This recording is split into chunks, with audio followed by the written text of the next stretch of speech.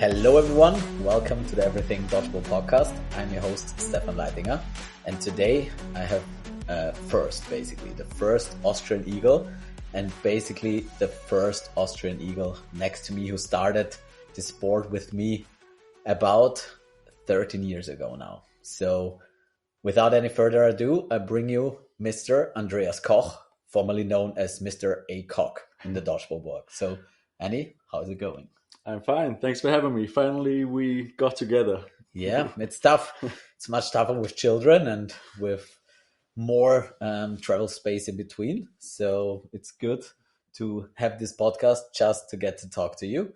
So we need certain occasions. So as family fathers, it's much harder to find appointments. So I'm glad we got to do this today and that we get to drive down memory lane a little bit and do a little bit of a nostalgic episode and find where dodgeball started for us, where it started in Austria, and basically just travel back in time and back to this moment and see what happened in between and what it left us with. Yeah, I'm happy to talk about it. I think we could fill 10 hours, but let's see where we're going to go with and it. How many episodes this will be in the end. Okay. So first of all, let's start. How did we meet, Andy? Do you still remember? Well, I remember quite vividly. It was the entrance exam for our sports university, which is called at the Schmelz. Mm-hmm. So if we're speaking of the Schmelz, it's going to be our sports university. And because our last names are together in the alphabet, Koch and Leitinger, we were stuck together for the whole 2 days. Was it 2 days or 3 days? 3 days, 3 days. I think. Yeah. So you were I was always in front of you. Yeah. And I don't know, I think years ago you told me, I was thinking, what is this German guy doing there? Yeah, no, it was I remembered back to it a few days ago when I thought about it. I was like, how did we actually meet? And the first thing I can remember is that just some random German dude walked up to me and was like, hey, how's it going? And I was like, do I know you? Who are you? And back then, obviously, coming from Austria, and we're not really known for being really open people. So I was a little bit suspicious. So why is he just talking to me like that?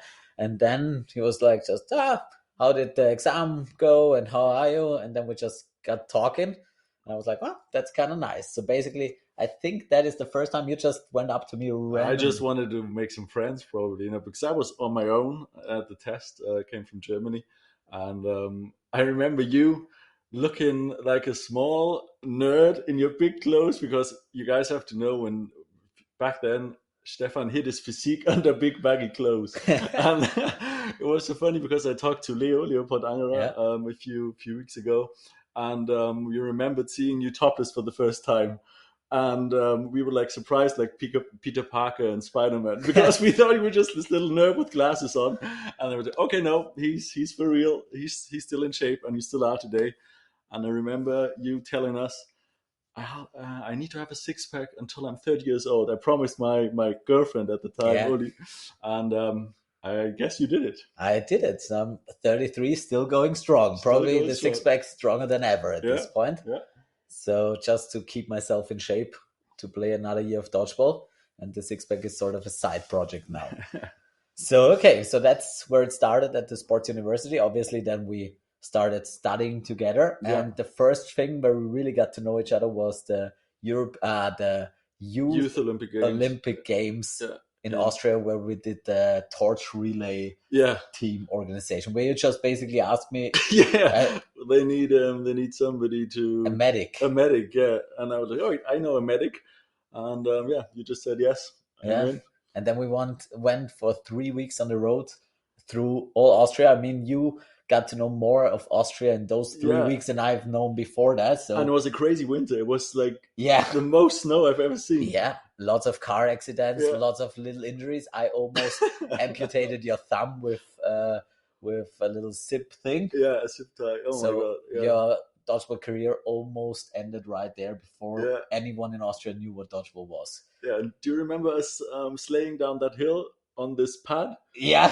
And I fell down and I hit a rock with my knee. And it just burst open, and you're like, oh no, that's fine. That's fine. That's fine. I was a medic, but not a very diligent one, I would say. So if it's not against, if you're still breathing, you're basically fine. Oh, and I went to the hospital because I hit the back of the door, hit my head. Yeah, I thought that was the one where I was like, nah, it's fine. But there was the knee as well. Yeah, So you were really not a very talented athlete back then. No. But you had a lot of experience. So that was back in 2010, 2011.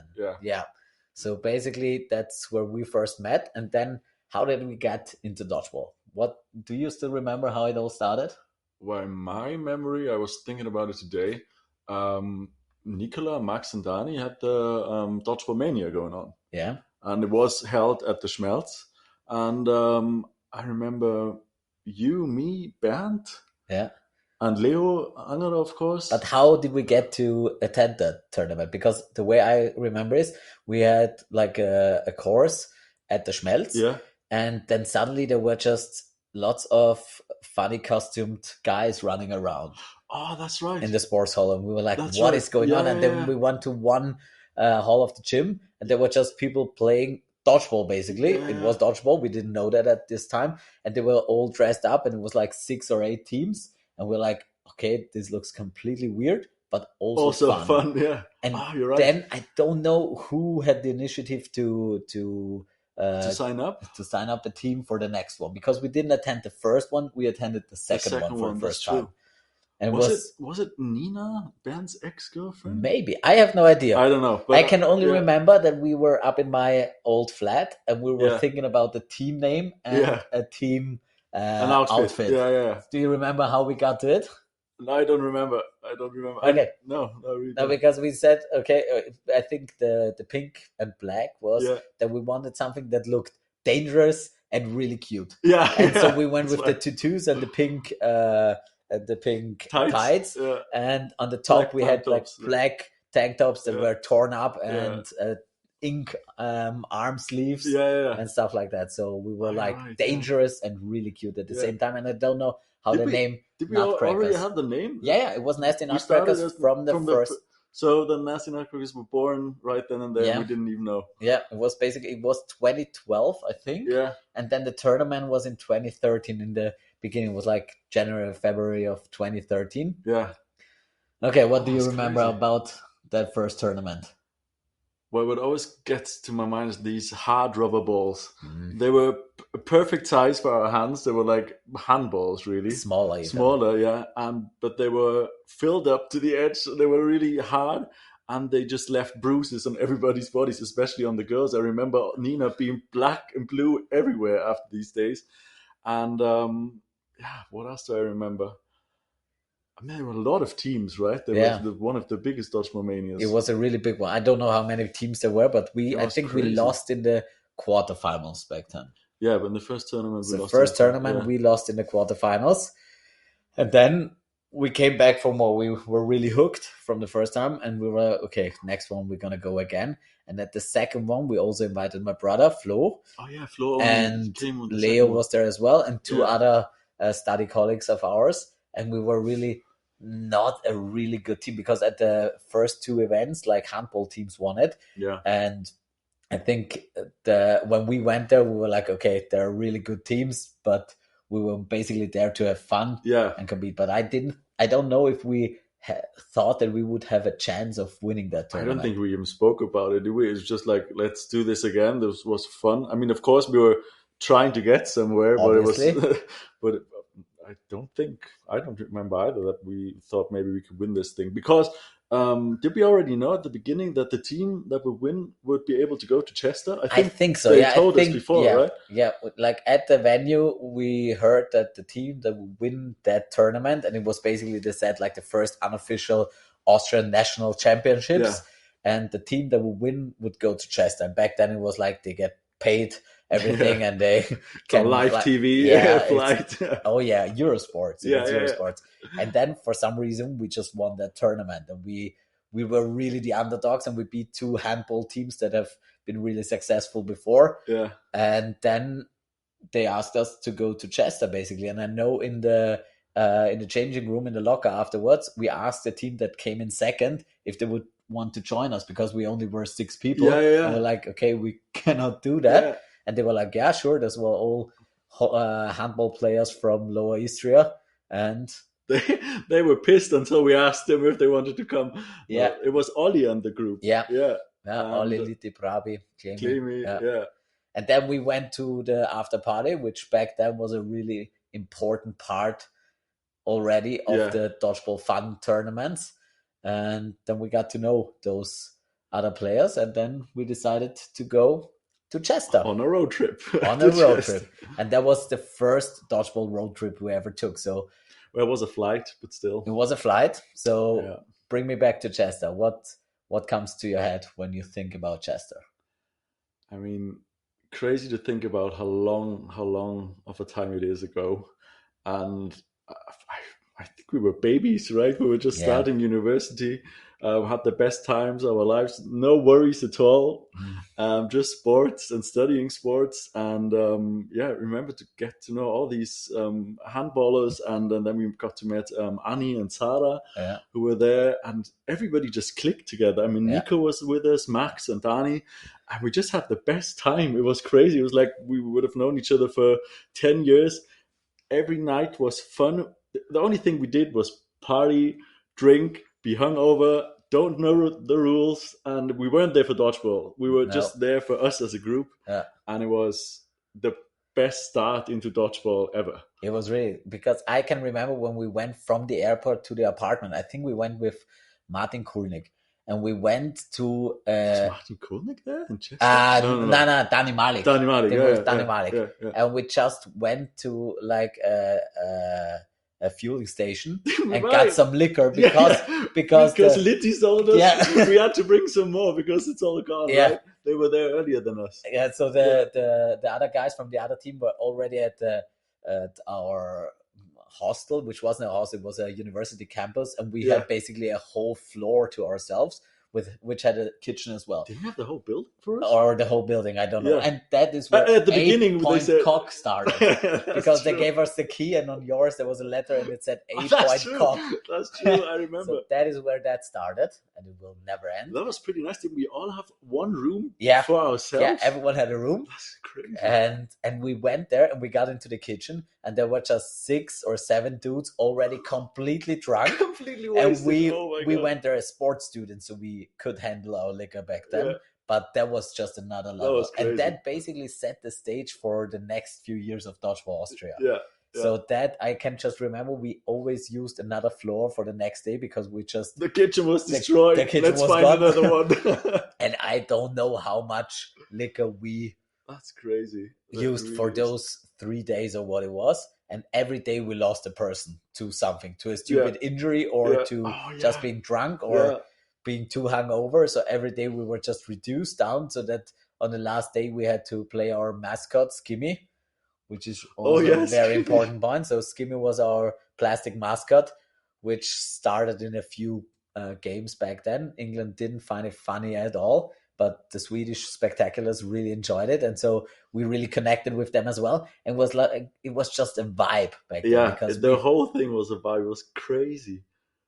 Ah, It was really crazy. And I've just started to think, who else was there? Marissa was there? Marissa was there. Was Schül there? No, I don't think so. Um, Yola? Yola, yeah. Yeah. Yola, and what's her name? I don't know, but crazy to think who already was there and still was there then a few years down the road. Yeah, but from the men, there was only you, me, Flo. Flo, Leo, but he Leo, didn't, but he yeah, didn't. really play. It was us three, yeah. Yeah, The handballers kept on playing handball after it. But I mean, it was crazy. I think the English, I remember Brett, I think it was Brett. Or was it I remember Chaff. So David Poole. David Poole Yeah, and Josiah? And I think because there was the opening ceremony, and of course we were late, we were hungover. I think everybody knew we were drunk. The Swedish loved it, and the English players, they didn't find it funny at all. And I think it was Josiah's like, this is a European Championship. How can you do this? And we were like, what's up with them? We're just here to play some dodgeball and have some fun. And then the game started, and I think at the beginning we were like, oh yeah, we can beat some of these teams. But I don't think we knew the rules pretty well, No, we and we lost stepped on yeah, every line yeah. there was. We just lost 3 people per set due to line falls in the first few Yeah, seconds. yeah. And that's why Skimmy was so good. He just stood there in the middle and did nothing. And that was really good. And back then, I can remember we went there and we were like, okay, this is European Championships. Weird, but awesome. And then we went to the sports hall and it was just a fucked up place. And they were nailing They were nailing the fucking stands. the stands for the people next to our warm up session, Yeah. and the nail gun was so loud. I was just, and then they told us it would be streamed by a Eurosport or something, and then it was just one camera up there with 2 pixels and nothing. So, like the expectations were quite high, and then they dropped really hard, and we just went with it and basically said, "Okay, fuck it, this is just a partying trip." It's so funny because I remember winning the tournament in Austria and telling everybody we're gonna be on TV, Yeah. we're gonna play dodgeball on live TV in England and everything. And then we just said, okay, let's make the best out of it. Yeah, and that was that. That was Chester basically. Do you have any other things you remember Anecdotes from that? from Chester? Was Chester when we went back at the airport where we called you out by names, you and Leopold? Yeah. And that was also a good story. Like when we went back with Andy, Leopold, Flo, and me. And then I think Leopold and Andy went to a shop to get something to eat. And we went to the receptionist and told them we lost 2 people and we need to call them out. And they did. And we called them Leopold, but it was Andy Piefke and Leopold Sautrottel. Sautrottel, yeah. Sautrottel. Oh my so God. It's like, two. Well, you have to know that Leo and I are from Germany. Yeah. We're German, and Piefke is like the word Austrians use for Germans. It's not a very nice word, but it's not really that bad. And Sautrottel is just it's just an Austrian slur. Yeah. And so they just called it out on the monitors on the airport.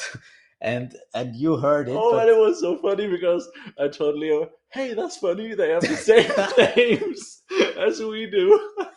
And I think we came and told you. Yeah, and you told him. We just burst out laughing. Oh my God. That was absolutely awesome. Yeah. That was so funny. That is basically the thing I remember from that Euros. Yeah. And Litchi having a double catch in Lederhosen in the last man standing. Really? Yeah. I did not remember that. Yeah. Ooh, yeah, the after party. I don't know if he had the double catch in that game, but he definitely played in his Lederhosen and went in that outfit to the after party. Obviously. So that is where the Lederhosen and the Trachten was born for us as well. And everyone was all back then looking at us, what is going on? Because every British team, they were all suited up. Suit and ties. And I think the Swedish guys had something random on as well, but we were wearing Lederhosen and it stuck from back then. But we really had a lot of fun, and I think we invented having fun at after parties back then.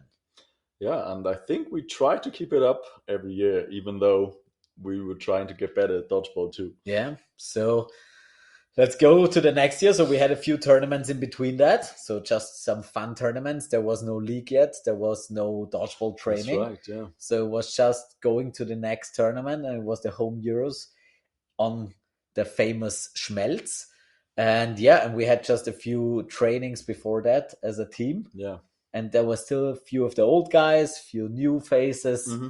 And I injured myself a week before that. Oh yeah, you injured yourself wakeboarding, right? Yeah, I tried a bag roll for a whole day, and you managed. You landed it. I landed the last one, and it tore my quadriceps. I remember you didn't play. Yeah, I played one set against Sweden. Oh yeah. That I remember. Yeah. But apparently that doesn't count.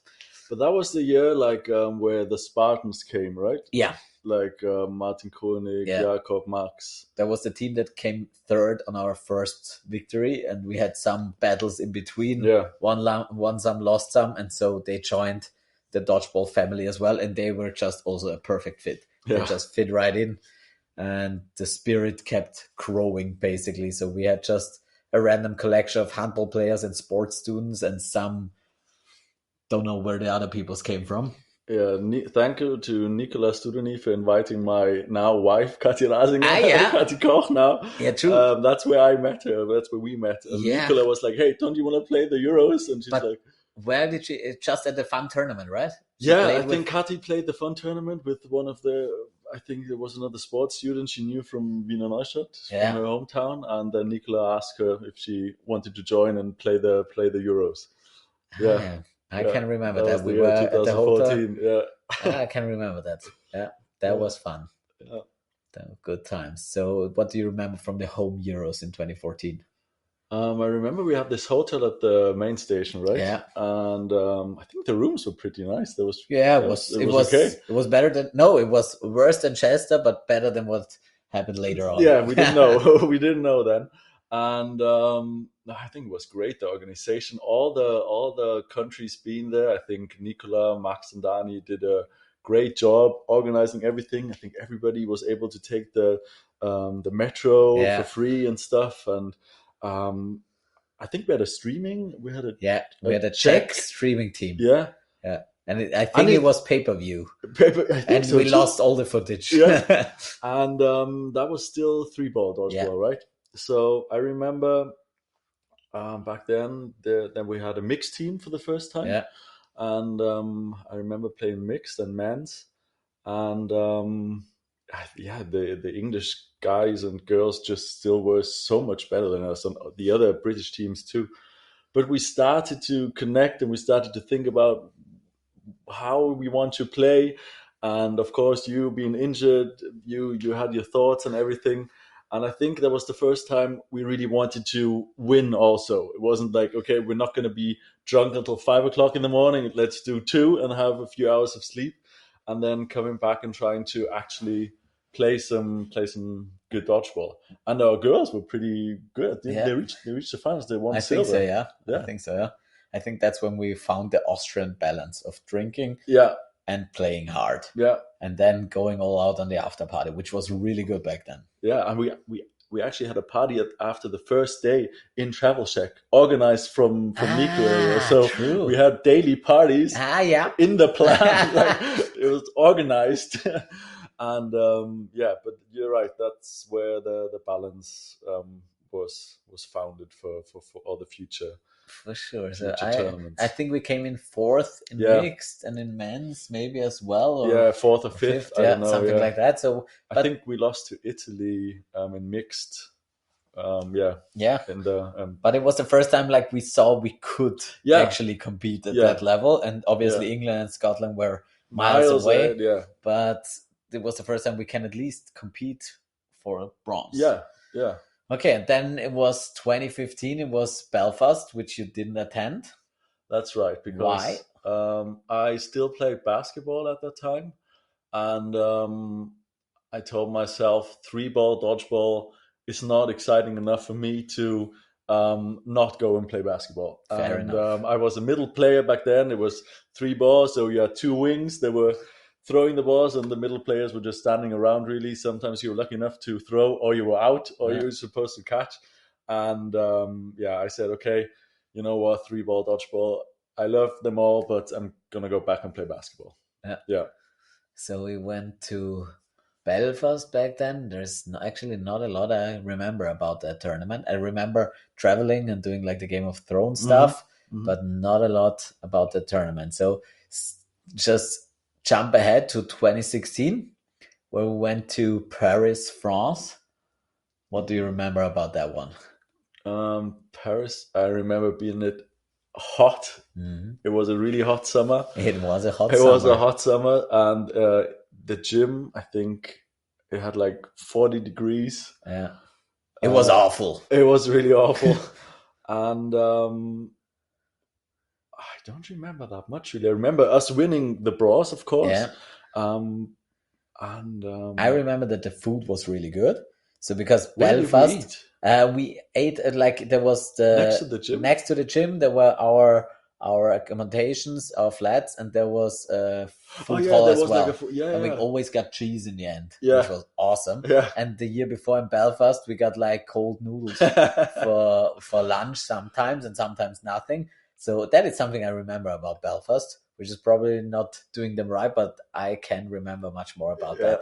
And then obviously France, where we had the whole venue with everything in one spot, which was really nice. It was obviously That was nice. way too hot. The whole facility, even we couldn't sleep because it was so hot. Everyone was buying some tiny ventilators, but the food was really good. The food was good, and didn't we already have the room with you, me, Yeah, Basti and Flo? Yeah, I think that is where the Broody connection started. Yeah, started with Basti. Yeah, that was, I think, the first time Basti was with us as well. Yeah. So Flo and me have been at every event, even CECs and everything in between, and probably every tournament we could play in Austria. Yeah. And that was the first time Basti joined us as well. Yeah. Probably was sick, but I don't know. Probably had a time where he was feeling sick. Yeah, it was very hot. But yeah, and then we played against Scotland in the semis and lost that game, and played against Northern Ireland in the bronze medal match, and we beat Northern Ireland. Yeah. So that's where the rivalry started, I think. And that was our first medal as a men's team, because the women won actually. The women won in Paris. Yeah. With Max Gawler being the coach, right? Max was still the head coach. Yeah. And we got the bronze medal, which was absolutely awesome. I can still remember like sitting there with that tiny little trophy. Yeah. No, it wasn't that tiny. It wasn't that tiny, but it was just still, it felt so good to be third and basically jump on that podium. That was really good. Wasn't there a mixed? Yeah, it was a mixed, but it was just more of a fun squad for us. Yeah, we had like Peter Ziffer and stuff with us for the Stefan mixed team. Sidaresco, one of the best counter-attackers in Austria. And Sabine Leidl. Yeah. So of course, we had like a fun mixed team, right? But the men's team was Max, it was Jacob, it was Flo, Basti, you, Robin, me, Robin Oberhauser. Was Grilly with us? I don't think so, but I don't remember. Martin Kurnik was there. Yeah. And Christopher Reiter, obviously. Yeah. So it was already quite a good, and Luki Decker as well. I think that. Yeah, Luki was there. He had red hair. Yeah. He had red hair. Yeah, he had red hair. I remember that as well.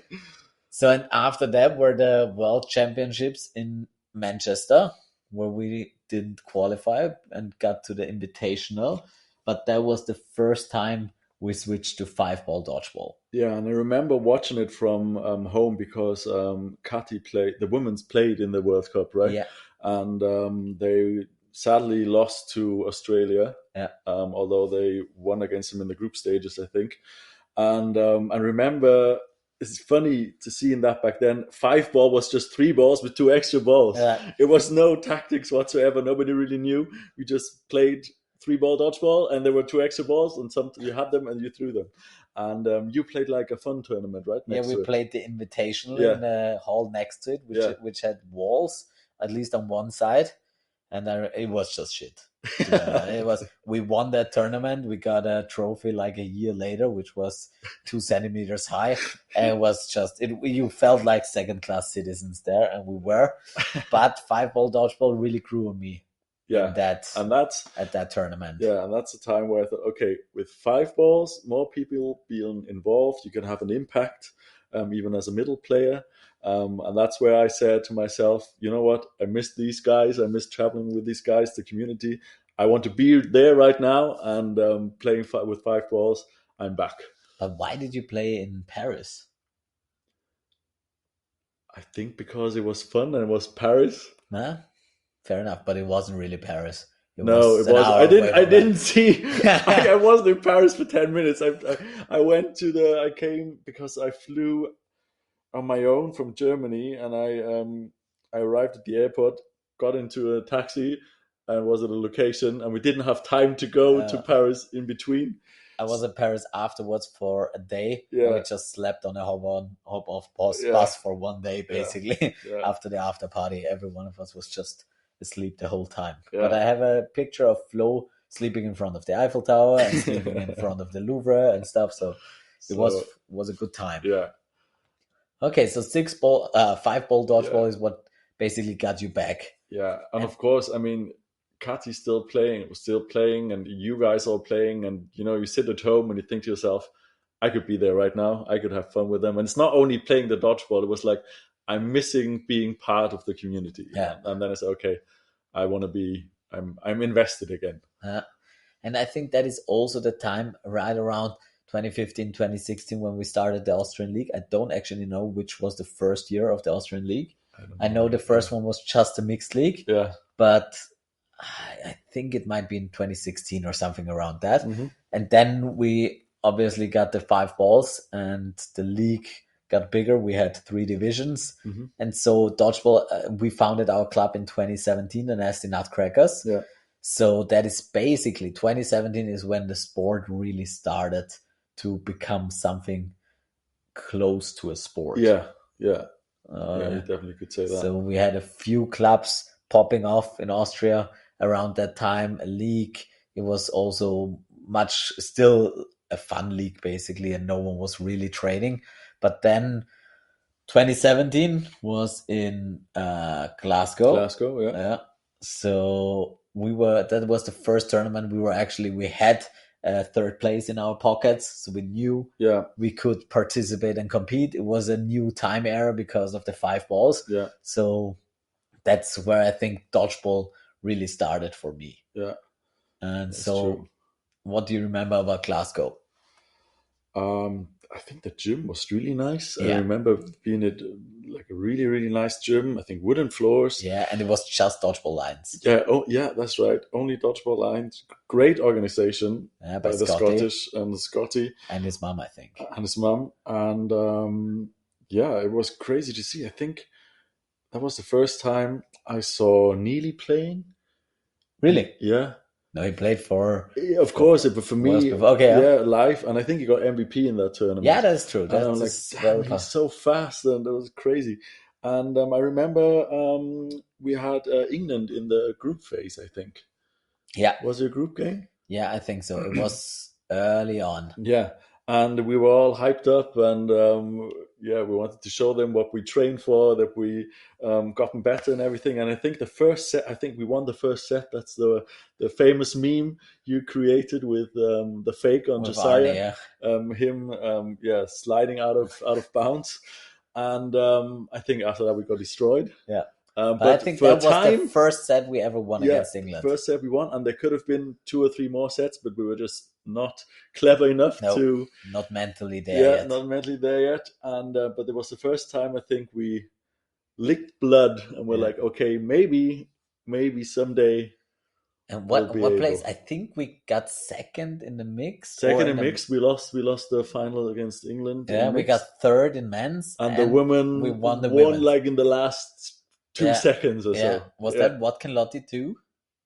No, that was Lignano. No, that was Lignano. But that was a start of the really close games. Yeah. That was also the first in Glasgow. Were you already my assistant coach, or was it? I think I started at the World Cup. No, in Lignano. Ah, okay. Oh, and at the World Cup. The World Cup was... World Cup. Yeah, World Cup. Yeah, was World before. Cup. So but that was Glasgow, the first time. I think Max Gorda was still your assistant. Ah, that's okay. Yeah. I remember Max being in the... Because that was the first time I coached the women. That I can remember because I have a medal in each color. Yeah. And that was the first time I got the full set. And from then on out, I think I always got 3 medals. That's true. That was like the beginning of Austrian dodgeball dominance or something like that. So Glasgow, I can really remember a really well organized tournament. I can remember the after party, which was also quite fun. It was at the Hilton, I think. Oh yeah, I remember too. That was really fun. And what can I remember about Glasgow?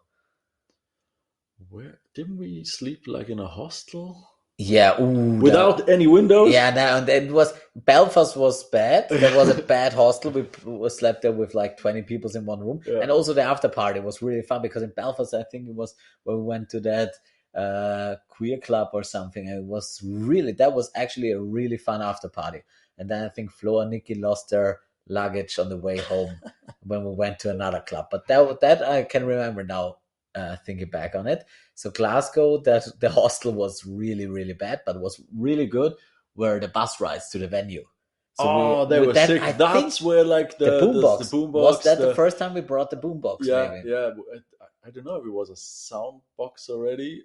I think Glasgow was the first time we had a sound yeah, box, the actual sound and box. it was really nice because we had the coaches picking us up from the hostel, bringing us right in front of the venue. We felt like professionals being picked up and we had half an escorted. hour of partying Yeah, every day at the yeah, bus, yeah, so which sort of made it okay that we didn't drink too much in the evening, yeah, and so we could finally compete. yeah, That was a big game changer. Yeah, that I can remember yeah. now. That was really awesome. That was good. Yeah, so Scotland was really fun. Afterwards, we had Dodge and Scott Venture, but you didn't go. No, No, that was really fun because we had lots of nations or lots of British people join us, yeah, where we got to get to know them really much better for the first time. And then after that was the next big thing, the Dodgeball World Cup in Madison Square Garden, New York. Yeah, man, that was crazy to think about at the time that it's gonna be held at the Madison Square Garden. We all know it wasn't the Madison Square Garden; it was like a side venue of was it. The Hulu Theater. Yeah, the Hulu Theater, but still quite iconic Yeah. and historic. And I remember just everybody really pushing in and saying, "Hey, I'm going to stop playing basketball. I'm going to stop playing handball, and Basti, stop playing soccer, football." And everybody was like, "We have this one goal, and we want to become world champions." And everybody really just said, 100%, I'm going to give 100% for this project. Yeah, that was really like such a goal for everyone. We knew it would be in New York, it would be Madison Square Garden. Obviously it wasn't, but the thing is, it was really good that we thought it would be. And that like gave everyone who plays sports knows what that means. And it was like, okay, we gotta give it our all. And that's the first time, especially the men's team really started to take dodgeball seriously, I think. So that was 2018, 7 years ago. Yeah. And the thing is, our women already had a few gold medals. So we were like, okay, guys, it's time. We have to win. We have to bring some gold too. Yeah. And everybody just clicked. And I remember great training sessions. I remember you driving by bike everywhere you could. I think this was the year where you was, I don't know if you ever were so lightweighted. Yeah, true. Again, I weighed like 75 kilos at that point. Yeah, you were That's ripped. Lowest, And I think you were so fit. You said, everything I do is for this World Cup. And I think we all had the same mentality, and we all had that goal. And then we had a great plane ride to New York. And of course, it's not only playing dodgeball in New York, it's being in New York with our whole team, our whole staff. And it was a crazy atmosphere.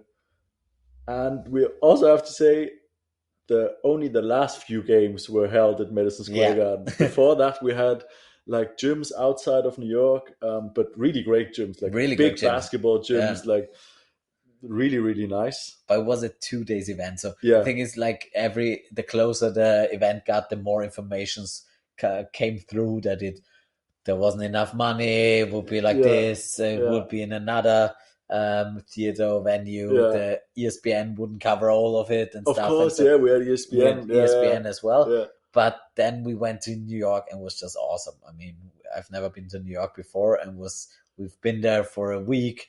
Do you know our hotel? Where like the bed, we had 2 king size beds. Of course, we slept together with Uli and Kati. And I remember it was quite small. It was really small, the room. Just 2 big beds inside, and that was where our like opening song was. We ready?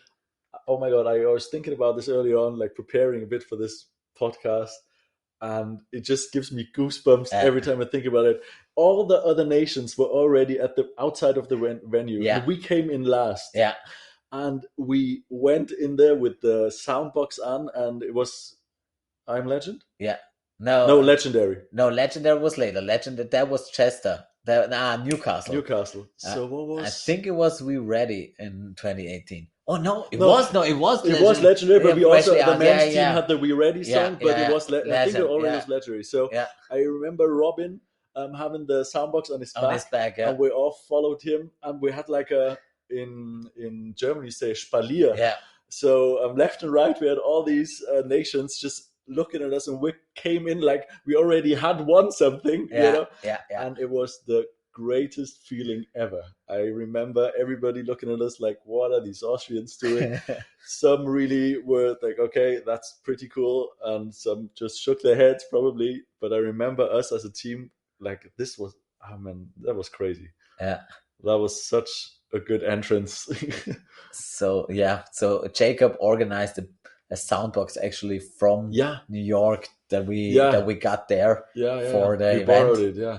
And then we had 2 days of play. The first day was at another venue, and there were like thousands of games to be played. And I think we played till 1 o'clock or 2 o'clock in the Yeah, morning. because we arrived and they started Yeah, to the courts yeah, because the exactly. So lines weren't down yet. the lines weren't down because Yeah, there was a a basketball basketball game camp before, yeah, a before or camp, something. yeah, yeah. And then it took like forever, but it didn't really matter because we basically got into all the quarter or semifinals, Yeah. and then the next day was at Hulu Theater. And then I remember the night before we got the information because Max and everybody went to the Hulu Theater, and he said, guys and girls, I have some new information. We're actually playing on stone ground, Concrete. on concrete. Yeah, I've been there with Max, so Oh yeah, you I went was there at the too. Yeah, meeting, yeah, and before the meeting, I met Brad and Simon yeah. and someone else from England, and we were in front of Madison Square Garden, and there was the advert for the Dodgeball World Cup Yeah. On the billboard, on the yeah, billboard in front of yeah, the and that Madison was Square just a Garden. sick moment, Yeah, and we were like so hyped. And later on, we went to Madison Square Garden, got in there, yeah. and we had like that meeting where Tom Hickson told us we're gonna play on concrete, and it's fine that there are holes and metal stuff sticking out of there. Yeah. We're just gonna tape over it. And then I can remember we told it to the team, and Anna We just told Anna, collapsed. oh Yeah, my god, and Anna, we yeah. tried to get Console new. her. Yeah. No, we tried to get floors.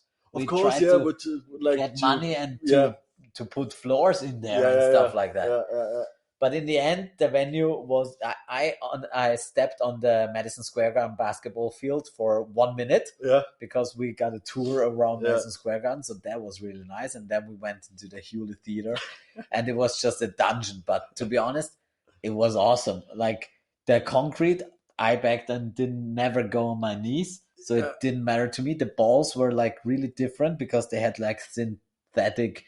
But The it was fabric so was so good slippery yeah, that you couldn't really catch them. yeah, I think that was England's downfall back then for the men's team. yeah. And then it was just it was our time. Basically everything fell into place.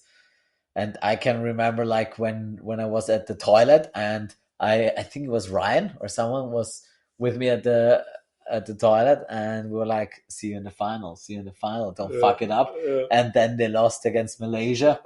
I remember. And we beat Northern Ireland, and yeah. Oh, that was crazy. And to think about it, like after, like in retrospective, the setting was perfect. This Hulu Theater, it's really a theater, and all the other players, and of course some fans were sitting down, and you were playing in these cages on concrete, and it just looked so good.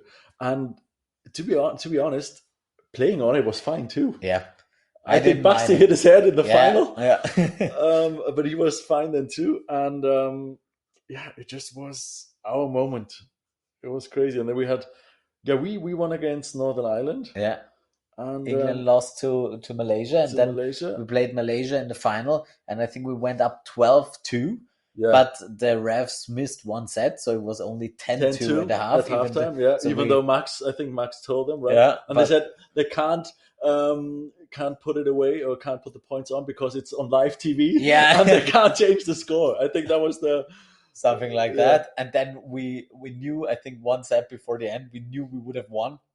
And we all jumped on court. Yeah. And we got a yellow card and a set penalty. Marcus was the main ref, the head ref. And we got a penalty, which didn't matter at that point because we were 3 sets ahead or something. But it was like almost fucking us over. So that was a complete crazy game. And then just winning that game, that was pure ecstasy. I can remember getting that trophy, and just that was at that point by far the biggest moment I've ever experienced in dodgeball. Yeah, that was crazy. And I remember us going down. We had the preparation. We had a prep talk for Max, and then going down into the we really had to go down some stairs into the theater and listening to. Oh, I think we only, because the soundbox wasn't allowed, we only sung it. We were like, "We ready," and just through the whole stadium. And England was still playing. I think they were losing at the moment. I don't know. Against Northern Ireland. And that was just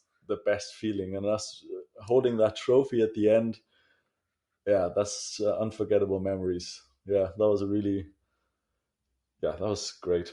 I can also remember, like, after the game, I think we had the third place game afterwards for some reason, or I think against Australia in the mixed. We had the third place. I feel like we had it afterwards, but maybe it's not true. But I can remember when I just, for the warm up, I wanted to do a deep squat and I just couldn't stand up again because my thighs were just fucked completely. Because I think we had like 10 games in 2 days.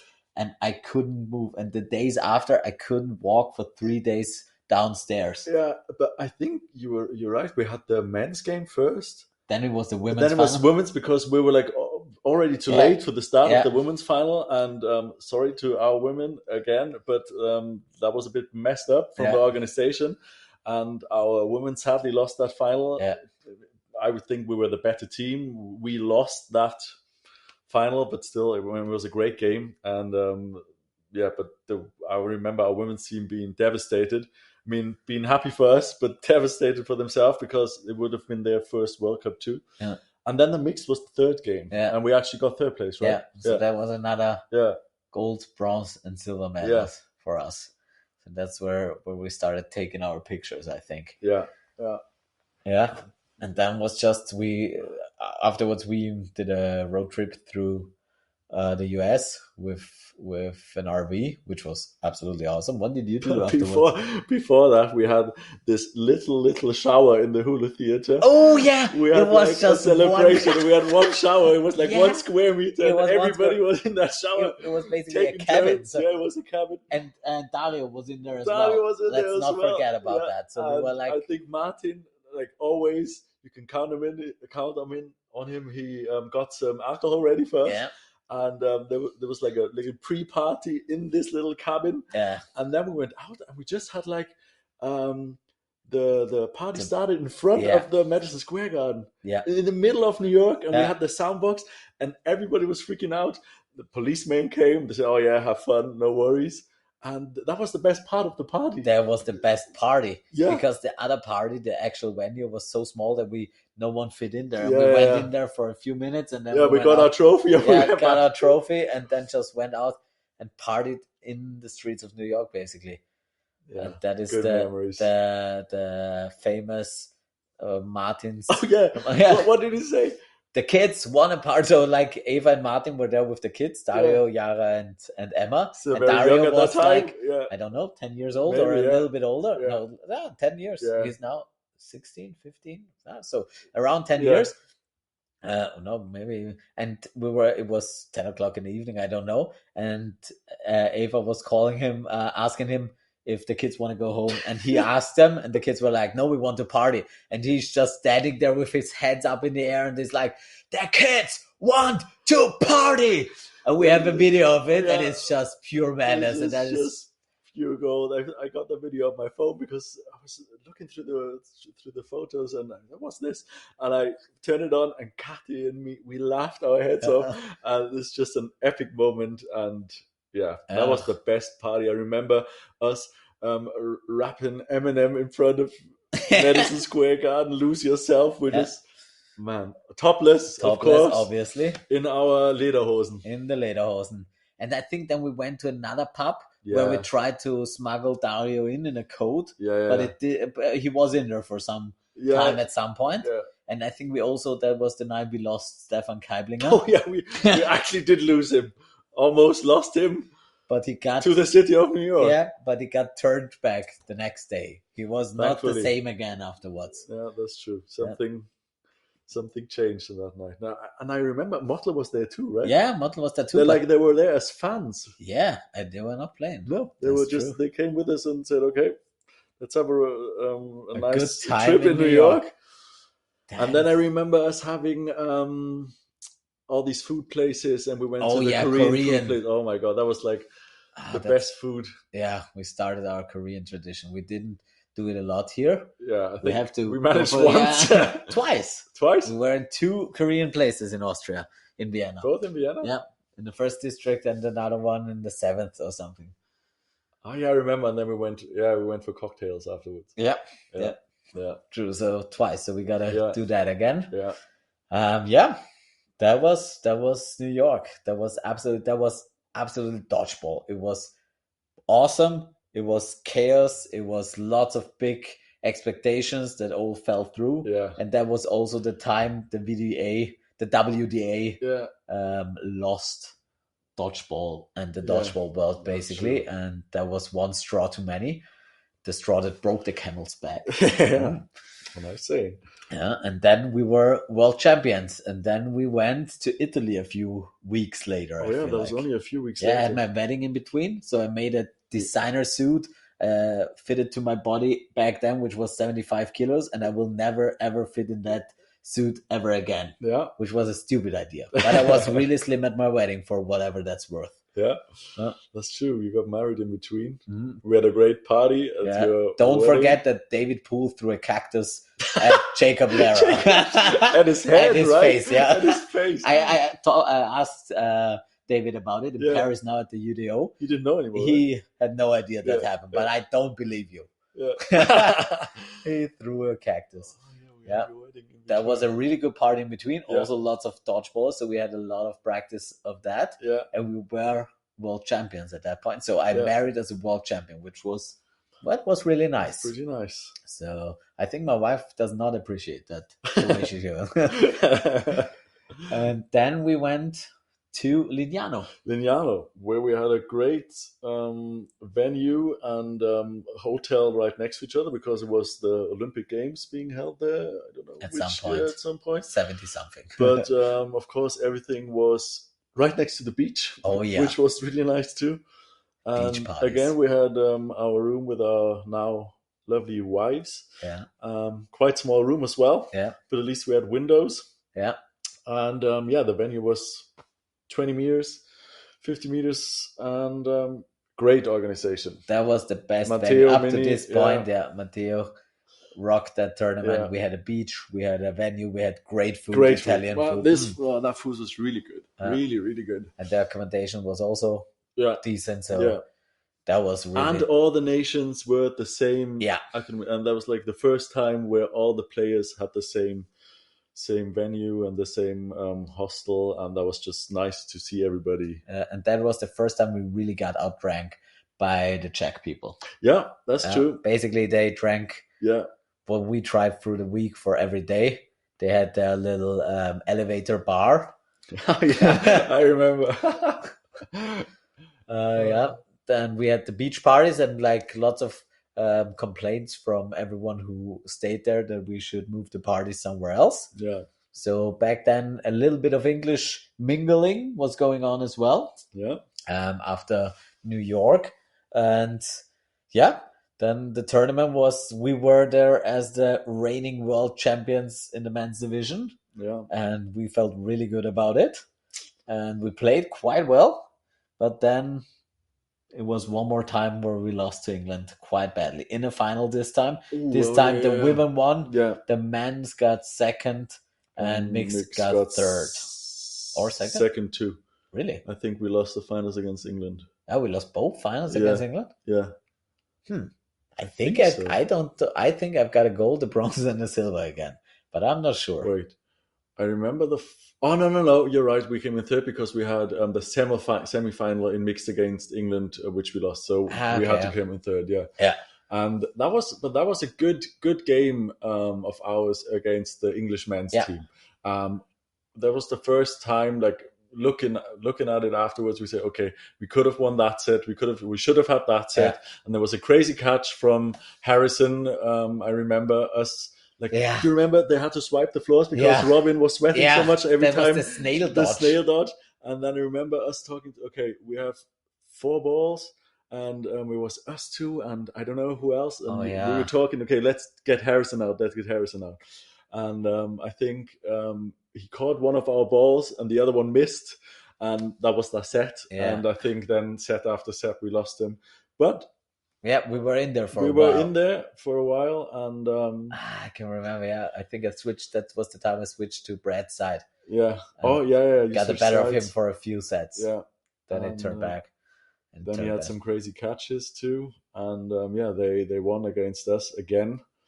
And who did they beat in Northern Ireland? Probably in I the think finals? Northern Ireland. I think Northern Ireland beat Scotland in the semis back then. Yeah. And played against England in the finals. Yeah. And then I remember we had the women's final, which was really, really tight the whole way. Yeah. And but we lost. won. We won Another close one. Yeah, another close one. That is what the last set was like. What can Lottie do? Yeah. That I can remember. I've seen it quite a few times. Yeah. That was so the girls won again. Yeah. We had to And we were world champions. We were world champions, but our pride was still a bit hurt. Yeah. Because we haven't managed to beat the English men. Not ever, yeah. Up to this day. Up to this day, yeah. And so then Italy, that was a fun after party as well. Lots of food, a lot of waiting for food. Oh yeah, the round tables. The round tables, yeah, and there was Luki's friend. Luki's friend who was so drunk that he almost fell off the speaker the whole time. He fell asleep the whole time, and I just couldn't. Oh my god! I still have that video. That is such a good video where it just start crying from laughing because he almost always falls down, and there were a few people going down at that party. Yep, we won't tell any names, but I know who you mean. Everyone knows who I mean. But that was a really good party. Oh, one more thing, like the Gentleman's Club. We didn't talk about the Gentleman's Club. We totally ignored the Gentleman. When did that? The Gentleman's Club, when was that invented? And I think, was it in Belfast? Because I don't think it was in Chester. No. But I think it was in Belfast because it was said that there would be food at the after party. Yeah. And then there wasn't any food. Okay. And there weren't drinks, and we just brought everything in our lederhosen and smuggled it in. And then we did the Gentleman's Club on the men's toilet. And I think it, people please correct me if I'm wrong, but I really believe it started in Belfast. Then we continued it in Scotland, because I can remember where we had the tables, the round tables with the big tablecloths. Yeah. And we just had lots of booze under the table, and the girls always snuck under the table, mixed the drinks, and got out of the tables again. That was great. That I can remember. Yeah. And Xaver being really sad because he lost another phone. Yeah, I remember that too. And then Italy, I think we had it in a shopping cart. Was that Italy? Oh no, that was Scotland. That was Scotland. Yeah. So in Italy, was there a gentleman's club? There must have been a gentleman's club. Remember, but I think it was like there was everything allowed anyway, so it was just a party. Yeah. But yeah, there was the gentleman's club, and that's Italy basically. Then we missed one, which was the in Manchester, the Atlantic Cup. But did you go to the Atlantic Cup? Yes, where we played foam and yeah. So that was 2018 or 2016? 2018. No, it must have been 2018. And I remember Flo always almost getting arrested because he caught us one.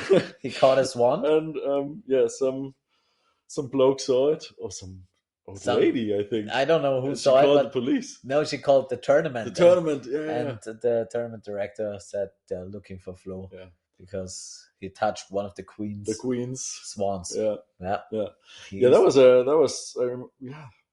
the Atlantic Cup. Yeah, we played foam for the first time. Yeah. The Americans were there, right? Yeah, it was the US team, the Canadian team, and England. And the ladies won it. We came fourth, I think, because we couldn't beat anyone in foam. Yeah. And we struggled in cloth as well. Yeah. But there was a fun experience, and the first time playing some foam, which you have just passed on about because you never got into foam. So we have 2019 before that. So 2018, we had the World Championships where we were at the top. Then we had Italy, Lignano, where we got snapped back to reality. Yep. And then we were like, okay, boys, I think we got ourselves together and at Goldus. Yeah. And we talked about whether we want to do this again or take this series again and try to win something. Yeah. And then we said, yes, we want to win something. and we went to Newcastle. Also a quite shitty hotel or hostel, but it was really fun. I think one day we set up the fire alarm and it went off for I don't know how many hours. Yeah. But I also that was a great gym too. Yeah, that was a real good gym, and we went in there with Legendary as well. Yeah, I remember that. Arms. With raised arms. That's when we started with the raised arms and Legends. Yeah, that's and true. We got in there like quite arrogantly, and all of them were looking at us, but turns out it was well deserved. Yeah, that was the tournament. We didn't lose one dodgeball game in either category. Yeah. And it didn't really start well because we got the phone call from Basti a day before leaving to Newcastle that he was sick and was not going to travel with us, and that he's gonna come as soon as he feels better. Thankfully, he was able to come, but he was only able to play like one game or so. One set, I or think. One set, yeah. A few sets. And Flo injured himself on the first day. Yeah. I think his ankle. And so we were left without Flo and Basti, two of our main guys. And things weren't looking good. No, it was really not looking good. And back then it was 2019, and we were already saying we were the old guys in the team. So at that point, we were the oldest players on that team. Yeah. And it was also almost our running joke. We were like, okay, the old guys got to step it up. Yeah. And we did. Then. And I didn't think it was like, I don't know, after Lignano and the World Cup, did you play less dodgeball in between or something? Or was there something? I don't know. I somehow remember that I felt like it was Basti and Flo more on the right wing. No, it just was a time, I think, where I never really was a winger, wasn't I? Before, and in the US, I played on the right side sometimes, but most of the time I was like playing 4 or 5, and then Basti and Flo were always on the right side. Yeah, and I sometimes was on the left side, compensating you when you were out, and I started to play all the positions really. But that was the first time we said, okay, we will play with Flo. We will play with Basti, and I still was on my position 3-4, and I could go out. But that was the start of my journey as a wing player, really, because Flo was out, Basti was out, Housey was still in front of me, but that was the time Housey, I don't know, we had the group game against Northern Ireland, and Housey was out like after every throw. Yeah. So I was really playing the 6 because Housey was out every time. Sorry, Housey. You still have a long career. Get him nur verarscht. And so I actually, it was because of, I talked about this to Kati, and I said, even if there wasn't the injuries from Flo and Basti being sick, I don't know if I ever would have gotten to be the player I was at the end. I mean, of course, I'm not happy they got injured, and they're one of my best friends, but it was an opportunity for me to show what I can do. And you were on the left side, I was on the right side, and we just won every dodgeball game. And at no point on the floor I was like thinking, oh no, we're gonna lose it. It was like, no, we will win this. And I guess that was like the birth of me being a right winger. Yeah, because I wasn't foreseen for that. Not from Max, not from you, not from myself probably. But then it just happened that every time you were out, I went to the left side. Yeah. And if somebody was out on the right side, either I started or I went out on the wing on the other side. So that's really how I became a winger. Yeah, and in the mix, did you play right wing in the mix as Yeah, well? yeah, Max was in the middle. We yeah. just let Max shoot. Yeah. And that was the tournament. I think he had the biggest hit percentage of, like, his biggest hit percentage, because all he did was shoot. We did all the thinking and the tactics, and Max just hit everything. I remember him throwing safe at Beth, and I think he clipped her eye. Yeah. And it was a box throw, so he didn't really want to hit her.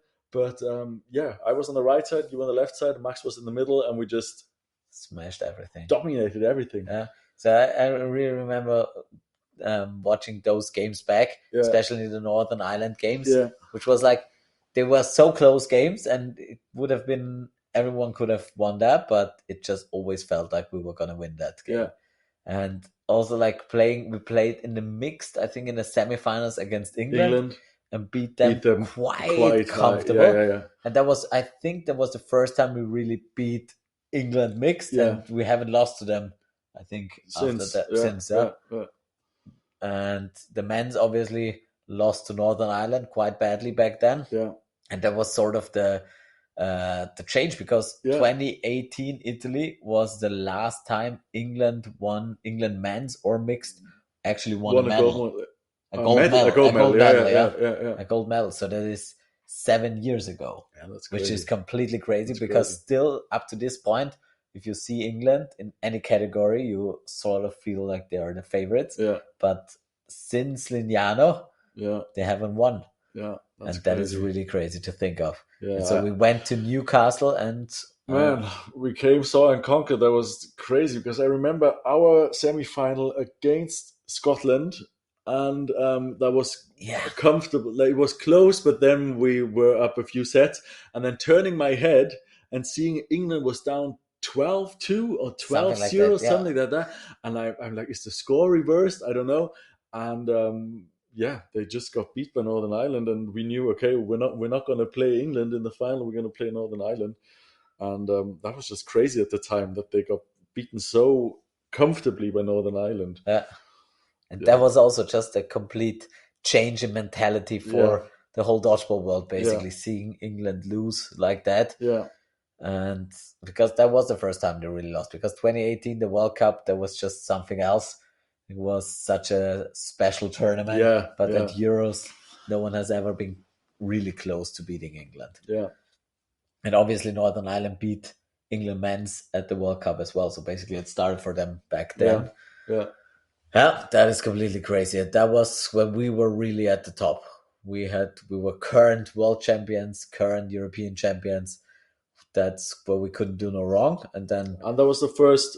Was that the first triple, or did England probably already had some triples? Yeah, but I think it was the first triple in 5-hole dodgeball, because the first 5-hole dodgeball was in Scotland in 2017, and then England only won the mixed and the men's. So we won the gold medals in Newcastle against Northern Ireland. Men's and mixed, and women's. It was against England. It was against England, but that wasn't very close, right? That was the first time that was actually dominated England. Yeah, and that was really the first time our women's team really played the way we always knew they could play. Yeah, they played to their strengths and they smashed them. Yeah. And that was also the first time where we sort of changed our tactics and played that more strategic dodgeball, which we didn't know before. Where we looked at 2018. Yeah, that's the year you said, "Hey, I think I have an idea." Yeah. I watched 2018, and you implemented your tactics through all our teams. Really, yeah. That was a big change. And in Newcastle, I can remember Ryan saying your play style is so boring. Yeah. Well, we didn't come third. And that's the first time I think tactics sort of got introduced to dodgeball. Before that, we thought about what are the calls gonna be and who's gonna throw at whom, but there was no real deeper thought of tactics before that. And 2019 was the first time we really went to it play by play and thought about every situation, what we want to do in each situation. And that also gave all of us the confidence, and we knew, even though we were missing two of our best players, we knew the system and the team really worked at that point, and it showed. Yeah, it showed. And but that was a big benefit there. But then after that, it was actually a negative too, because other teams started to focus on us. Going into a tournament, you will focus on England and maybe Northern Ireland, and now they said, okay, we were on top, so everybody studied our way of playing. And I think the next year, where was that? That was COVID, and the next one was 2022. So it was a long time. We had 3 years of being European champions and 4 years of being world champions. So quite a long time. Maybe the motivation wasn't as high, Maybe. and other nations had time to prepare to play against us. Yeah. And I think it showed. Yeah, I think that was like we really hurt Northern Ireland because we Yeah. beat them in 2 finals. So Yeah. we really started their awakening, and they got together during COVID and were like, okay, we're gonna do this for real. And we were during COVID like I know lots of our players were like, okay, this is a timeout time and we don't know when we're gonna go back. Yeah. And then league started really late and trainings were off and we lost a lot of people. Yeah.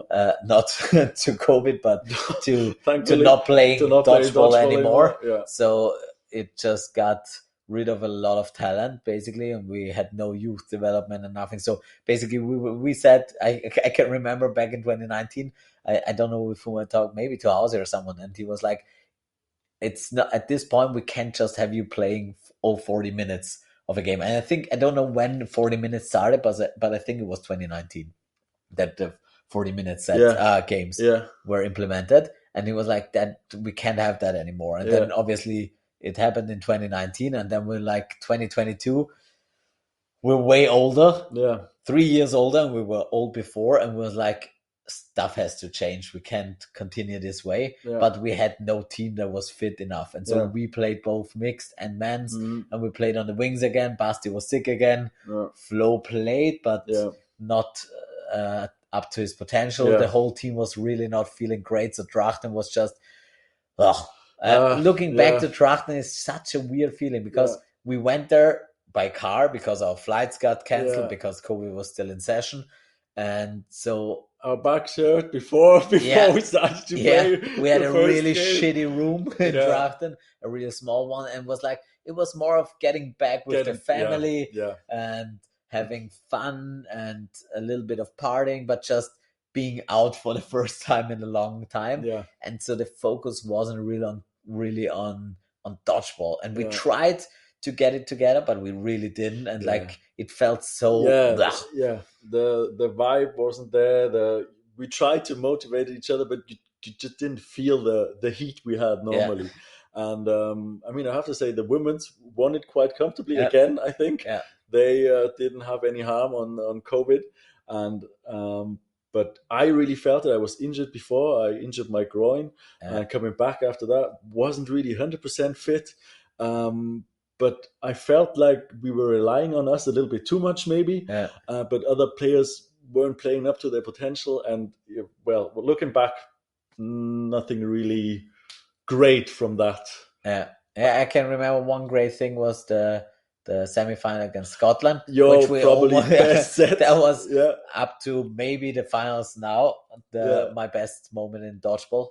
Where we're like, I think it was up one set against Scotland in mix, and it was 20 seconds or 12 seconds or something left, and we were down 2 to 6 players. And we're like, okay, what can we do? And I just saw Cameron Relton, the first throw he took on me, he just aimed right at my chest, and I was like, that is so stupid in that situation. I'm going to go for a catch in the next situation. And the next time, I think that is something I've never done before and probably never have done afterwards.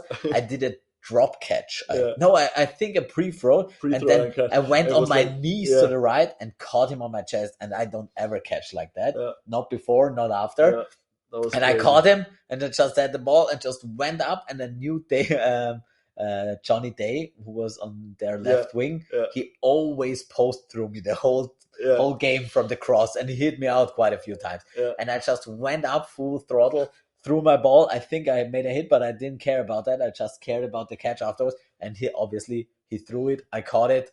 That was sick. It was like 10 seconds. And before that game, I talked to Max, and he was like, you have done not a single catch in this tournament. And I told him, it's going to happen. And I told him, I just catch if I need to. And that's been my mantra before, but I never needed to or never was able to do. And after that, I was like, okay, I need to learn to catch, because I did it, but back then I still couldn't do it, basically. That was just pure surprise by my opponents, who knew that I wouldn't be able to catch and just threw in a stupid situation right at my chest. That's how little they thought about my catching back then, which made this possible. But apart from that, we lost to Northern Ireland in the group stages, and it really felt like we had no chance. and we Mixed lost and men's, right? mixed. Yeah, but in mixed we lost to them in the group stages, and then we lost to England in the semi-final where Where you injured your finger. I And dislocated my yeah, I finger, think and Basti was sick again. Fasti was sick, and it was just we got smashed. We got smashed. Yeah, Okay. that was a hard defeat. Yeah. And then again, I think in the end we came first, second, and third yeah. as always, but it felt Yeah. so much worse. Yeah, yeah. And it was That didn't feel good at all. It no. was probably Yeah. from being first for the first time, Yeah. but also like we knew we won the minimum of our potential, basically. Yeah, yeah, that's true. That's true. What was the after party in Drachten? I have a good thing from Drachten. Yeah. Before the after party, do you remember? Sorry, David Rana stepping over every line. That it was like in the opponent's field. We have so trying to make headshots. We're like, David, you just over the line for 2 meters. In his defense, like a running there were joke. a lot of lines It's there, true. but David couldn't get the lines into his head for all of the days we were there. We have a lot of good David Rana. Liebe Grüße gehen raus. Yeah. Do you know still the memory? Still like sounding in our heads from Scotland. I know exactly what you mean. I think Tamara knows as well. If you're listening this to Tamara, liebe Grüße. Liebe Grüße. I think you're still feeling that.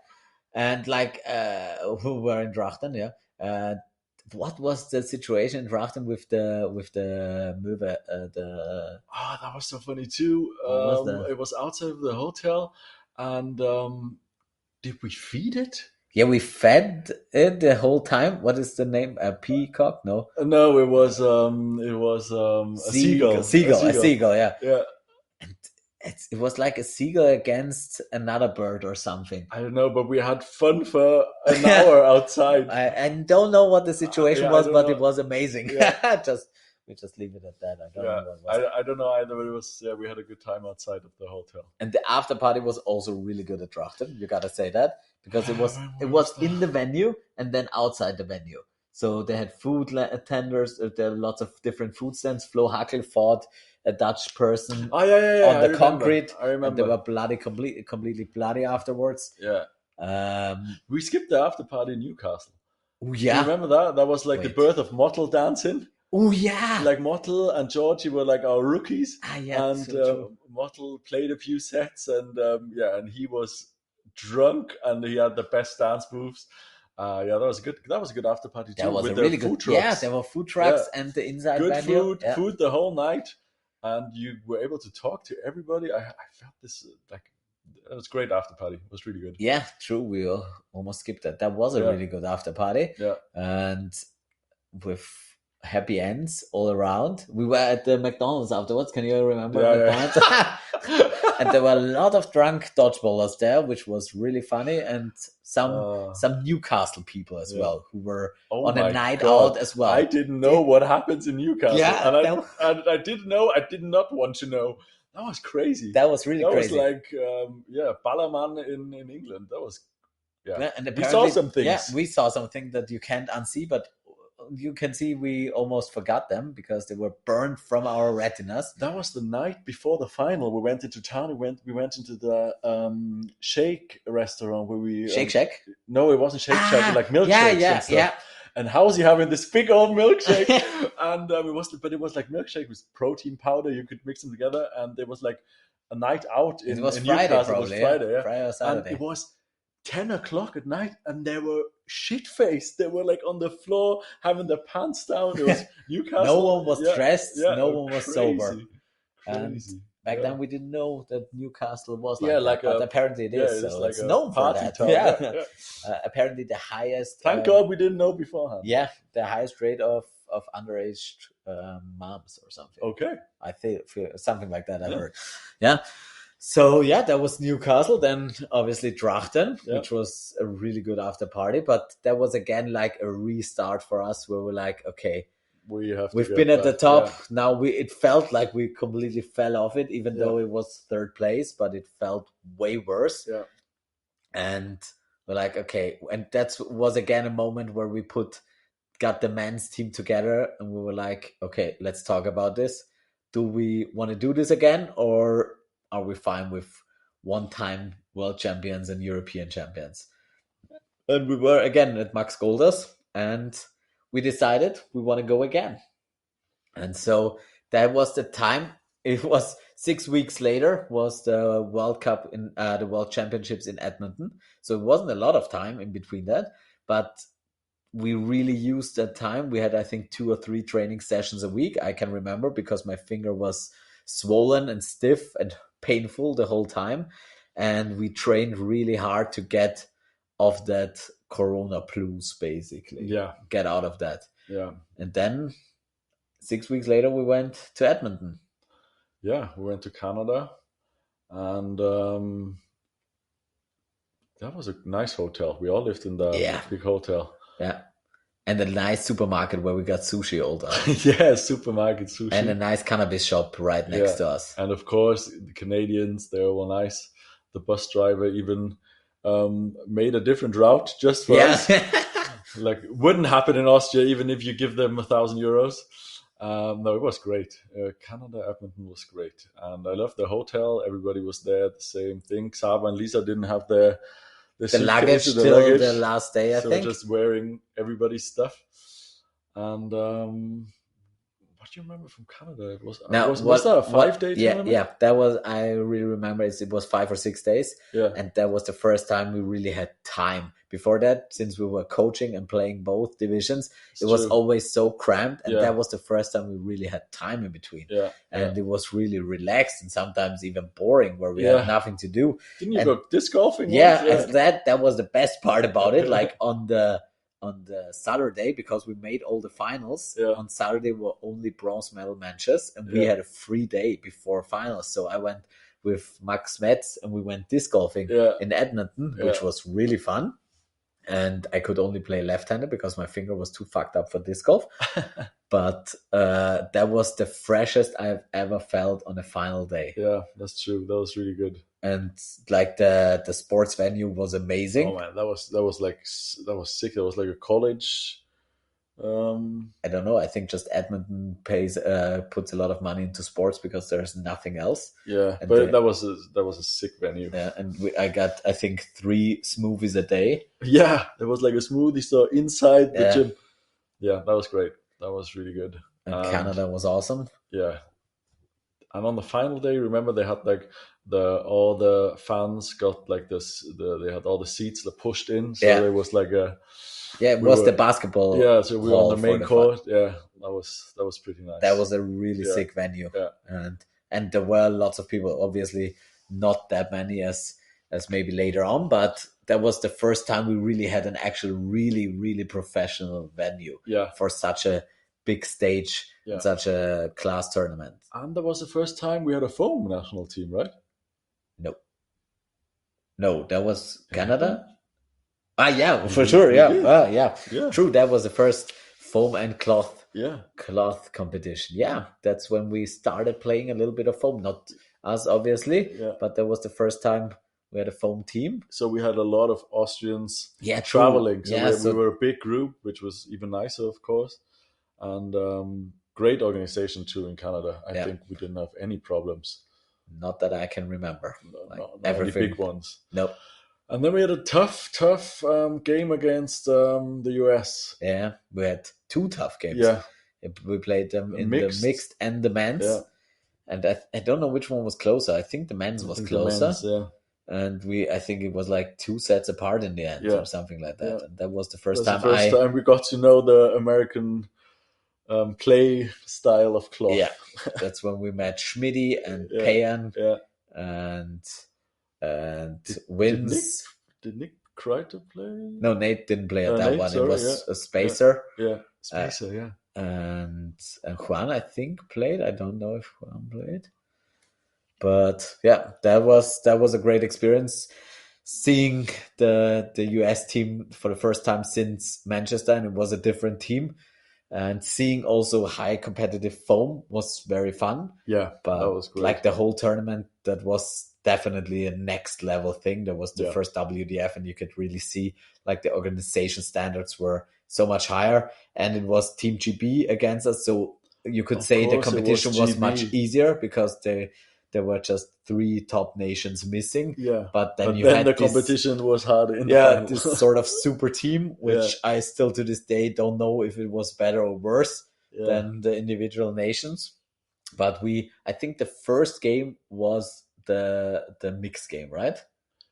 We played mixed. Yes, that was the first game, and we won. Like we were up. We were up 12-2 by the half, and then after halftime, they started to join the game, and we started slacking, and then it got close. It got really close. Got really close. Yeah, too close for comfort, really. But we managed to hold on and get another gold in mixed, which was pretty nice. That was the first World Cup gold for our mixed team. Yeah.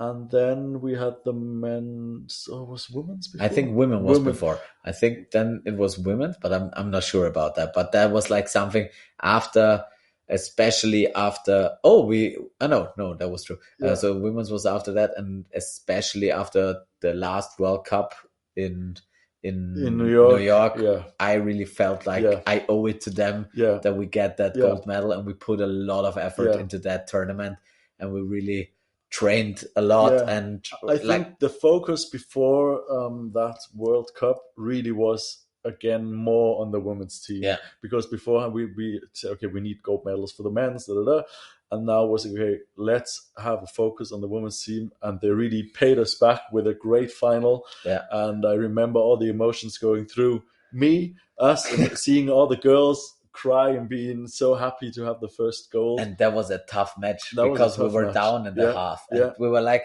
we knew they would win it if they just played and game. Trusted themselves and believed in themselves. And it took some time. And I think in the second half, we didn't lose a set in the second half. I don't think so. Yeah, we just washed them. We just went through, and so deserving. That was a really proud moment as a coach. That was one of the best moments as a coach, because that really felt like Drachten. We played really good, and in the group stage it was just a bloodbath. We just slain everyone, and then the final was close. Obviously, it always is against England, but not that. But that was the first really tough match against England, so it was hard. But then we focused. We just wanted that world championship title for the women, because we've been dominant in Europe for the last 6 or 7 years.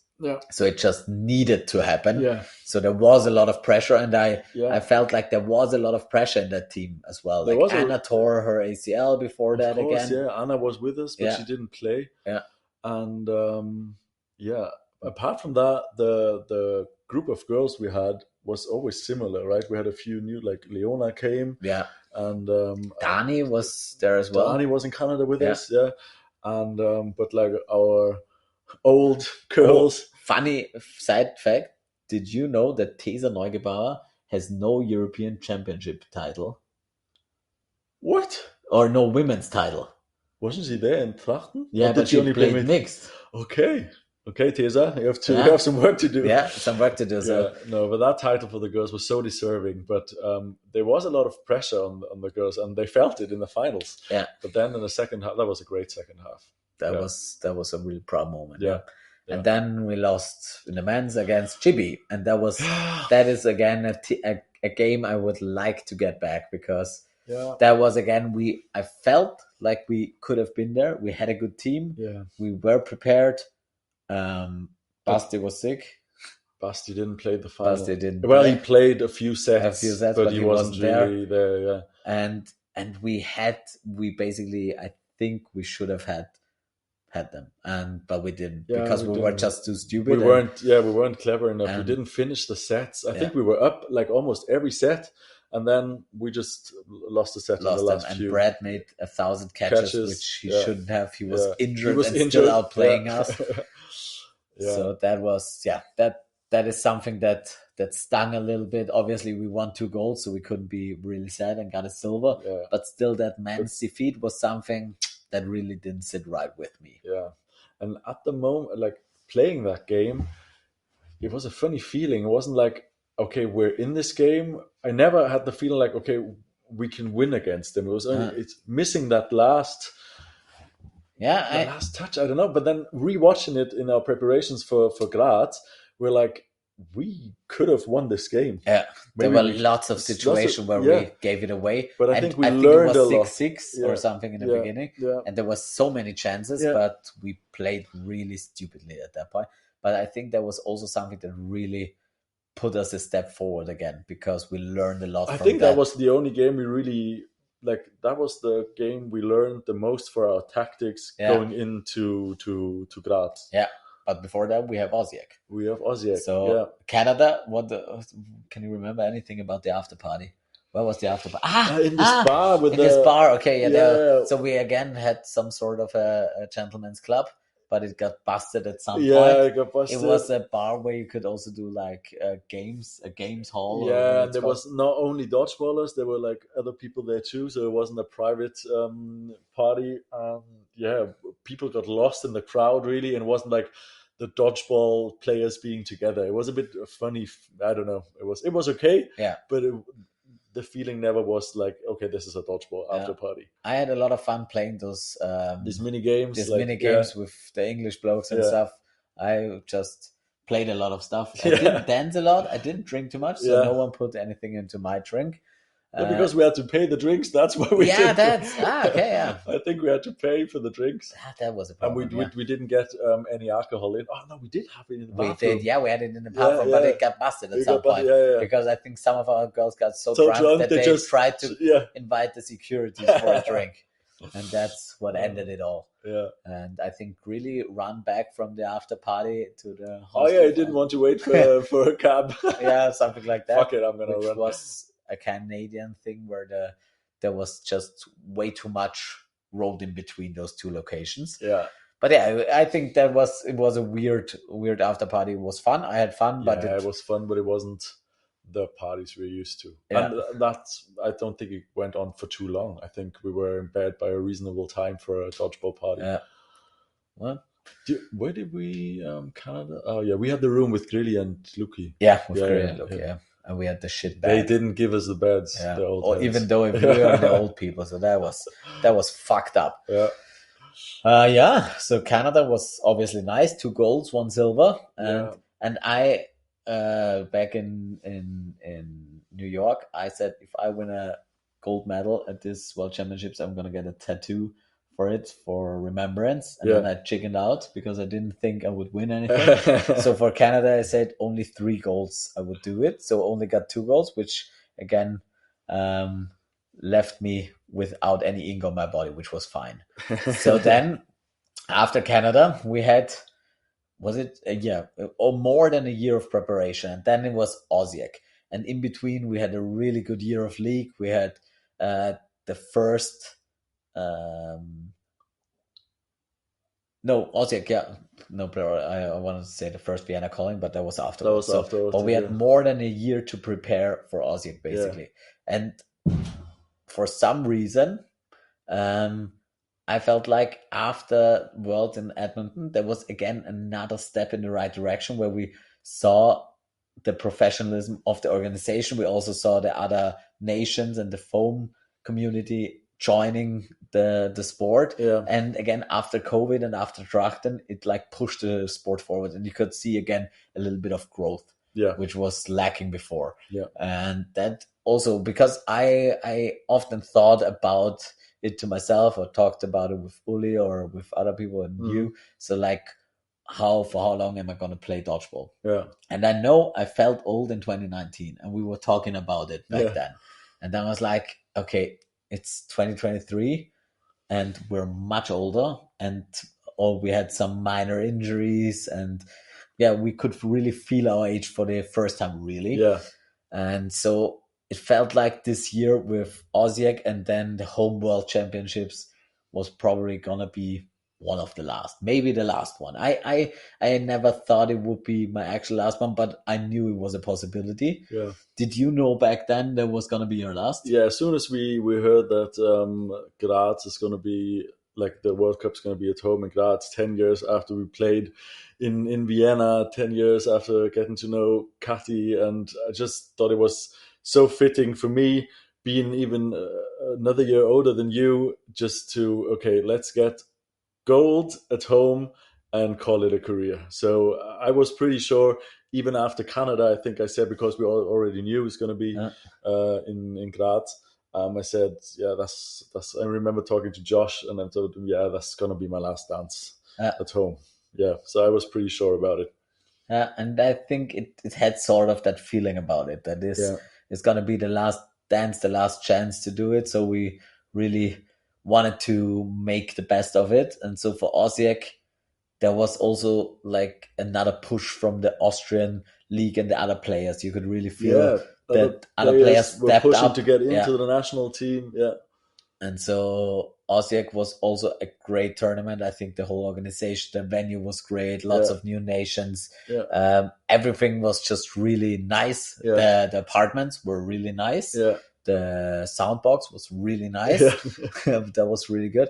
And yeah, it felt like the whole dodgeball world has stepped up, and the level of game was just nice. And I felt for the first time, I think like from Drachten to Edmonton, I got a little bit back of that spirit because it was a world championship, Yeah. and I just wanted to win that. Yeah. So that gave me lots of new motivation. Yeah. But apart from that, I was also, I think because of COVID, I was half out of the sport. Yeah. And then that new push, and also seeing new younger faces joining our league, joining the club. Yeah, and not only joining us, but also competing with us for our spots. Maybe not for ours, but for other spots in the national team. You know, like people coming from behind younger players and really say, "Hey, you old heads, you're not going to be here forever." You know, I thought that was a great thing to have in dodgeball, because that's what we were missing all these years, right? Yeah, because I think like motivation wise, it was always a steady trajectory up till 2019, Yeah. till Newcastle. Yeah. And afterwards it felt like something was gone, something was missing. Yeah. And after Edmonton and the year after, there was really like the time to say, do you want to do this or not? And we knew the World Championships at home will be in 2 years, which was so far ahead. Yeah. But it was a goal that I really wanted to get there in the best shape possible. And again, we got the guys together. We started training more rigorously, and also everyone started going to the gym next to dodgeball. Not only us two, but all the other players too. And we had like a group chat where like everybody posted his training video or selfies. And I think we just motivated each other the best way we could. And we had a great league season. Yeah. I think we won it with the Nasties. No. Men's? No. We won the mixed, but we lost the men's to the Czech team. Oh, that was this year. Yeah, 2023. Oh yeah, we should have skipped that one. Yeah. Congrats to the Czech national team. That was so the season was really bad, because I was a year ahead. Yeah, that was a bad season. Yeah, and I was injured. I wasn't playing most of the time. Exactly. I was injured as well. I tore my meniscus. You were injured with your. I only came like a few weeks before the finals. Yeah. I had my groin injury. And so after the World Championships, it felt like that was a time where we had a little bit of time off from dodgeball, and getting back into the groove was really hard. And the goal of having those home World Championships was what turned it around. Yeah, and then that's true. Also Osijek, when it came closer, and it was just later in the year, just I think in October or something, which like made the season really long, and it was really hard to get started. But after the regular season, where we didn't play as well and didn't play as regularly, and getting back to that national team and really starting to prepare, and we had a really long preparation for like 5 months or something. We had a lot of time on our hands. But that really got the spirit up again, because we played dodgeball in such a high level. We really got to develop the tactics much more, got to develop the teams. And before Osijek, I really felt like we really were back on track. And we were, again, a team that wanted to compete and wanted to play at the highest level. Yeah. And the tournament was really professional, and we felt really good. And I can remember that moment when we were in the gym where we warmed up. No, that was actually in Drachten. I don't know if it was in Osijek, but there was a fun moment where we were like there, Northern Ireland, England, and us, we were warming up, and was like, okay, all the medals of the last few years are in this room. Like, I think since I don't know when Italy won the last bronze medal Yeah. or something like that, but afterwards, like those three teams shared all the European medals Yeah. for the last 5 or 6 or 7 years, which was crazy. And it was just one. I mean, that was a moment where I was like, yeah, that like we are part of that trifecta, Yeah. and back then we didn't feel like it. We were again to the lowest rung on this triad, Yeah. and that was really making a point to get back on it in Osijek. And I think we developed a lot of our game towards Osijek, and we performed there, except for the game against Switzerland. Do you want to get into that? No, I can't remember that. It was early in the morning. You slept in. You took yourself out. Oh, that was a crazy game. I think it was 8:30 in the morning or Yeah. 9 maybe, and it was Switzerland. No offense to Switzerland, but we said okay, we can sit you out, give you some rest, and yeah, we almost managed to lose that. Yeah. And then Yeah. I was And really then mad. you had a little video session with us where you Yeah. got really mad and really got into our faces, which helped. Yeah, and And that sort of shocked us straight. yeah, And from then on out, that was the tournament where we Yeah. played the best Yeah. as a team ever. yeah, Like I didn't have to play the quarterfinals in men's against France yeah, or against Sweden, and the Yeah. semifinals against France.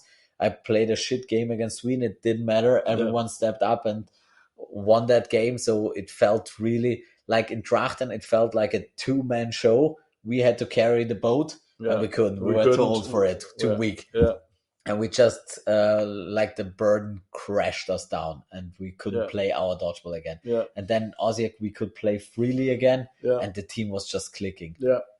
And That's yeah, really good. playing that obviously the final against Northern Ireland was such an amazingly tight game, Yeah, and we lost it, and they were better, but we knew we were there again, yeah, and we knew what we would have to do in order to go to the World Championships and be better. And obviously our women lost to England, which was also in hindsight probably the best thing to happen to probably it them. was probably good. Yeah. So For back their then I can motivation. remember Yeah.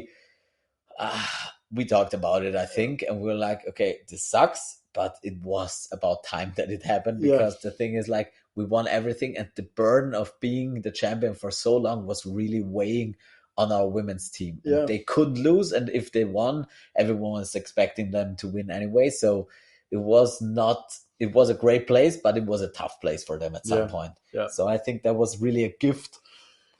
That loss came at the right time. Yeah. And it was, like you say, it was a gift for preparations for home worlds. Yeah. And I think the same with the Northern Ireland game in men's, where Yeah. we're like, we didn't have the problem of being crushed by the expectations, Yeah. but we had the problem of being defeated so badly Yeah. the year before that we lost our self-confidence Yeah. from that. Yeah. And then playing against Northern Ireland, we knew, like, okay, we're right there with them. Yeah. And there are just a few minor tweaks, and Basti needs to be fit. Yeah. And that was basically That's the X factor. that Yeah. was the X factor, and that was the takeaway from that.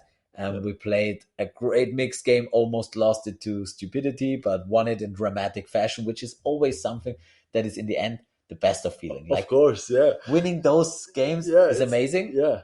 but it sucks. Yeah. It's true. So I think that was a really good Euros. It was fun, the after party. What do you remember about the after party? We still have a story to tell. Do you know what I mean?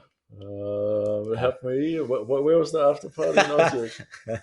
Let's just say the end was Lucas tried to get Ryan's boxer short from him. Oh my god! But how did we manage to do that? Okay, that is okay. We're gonna have to start it. Do you want to start, or shall I start? You start. Okay. Oh my god! Where was the after Okay. party? We went. We had to drive there actually. Didn't Yeah, we had to drive there. I drove with the caddy. Yeah. I always drove, we? Yeah. but I was drunk. So who drove it back? You I didn't. You didn't drive back. Definitely not. I was way too drunk. Yeah. But so let's start. I think at the first or second day. Again, we had our room with Luki and Roman, Rainer Maria Romingrö. Oh yeah. Right. We had our room, Yeah. and like Lucas is really known for swapping his shirts with everyone. Like, I don't know how many shirts he has, but every time we do an order, he orders like 20 shirts to swap them with the world. And so I don't know why, but for some reason we always talk shit in our room. And I came back with Andy from a day of playing dodgeball, and I was like, for some reason, some of the Italian guys wanted to swap boxer shorts with me. I mean, like, because I think Lucas told he already wants to swap with him, and I was like, it's so weird. I've already gotten all my shirts swapped away, but someone wanted to swap my boxer shorts. And Lucas was like, what, really? Someone is doing that? And Andy just stepped in and was like, yeah, I was asked the same thing. And even the girls were asked. And we just went with it. And then we just stopped it for that day and we just left it we at didn't that. even talk about it anymore. We left it. And I think 2 days later, we talked about it again, that again, after the last games, we're going to swap boxer shorts. And you could see Luki kind of getting into it. And he was like, okay. He was intrigued. He was okay, maybe I have to find myself a partner to swap my shorts. And then fast forward to the after party. I just invited random people from different nations and our other team members as well to get in on the joke. And if they see Luki, they should talk to him about that. And then I think it was Dani or someone. She just went to the table because she was still quite new to the team. And she just went to the table where Lucas was sitting and was like, is that a thing that people want to swap underwear? And Lucas was like, really? It never happened to me, but I've heard about it. And then I got a few Dutch people involved and some Swedish people involved, and also Ryan Neely throughout the night. And this is like a course over 4 hours or something. And then at some point, and I think he came to you afterwards, I don't know how it completely ended, but it was something like that I told Ryan to ask Lucas to swap shorts with him in the end.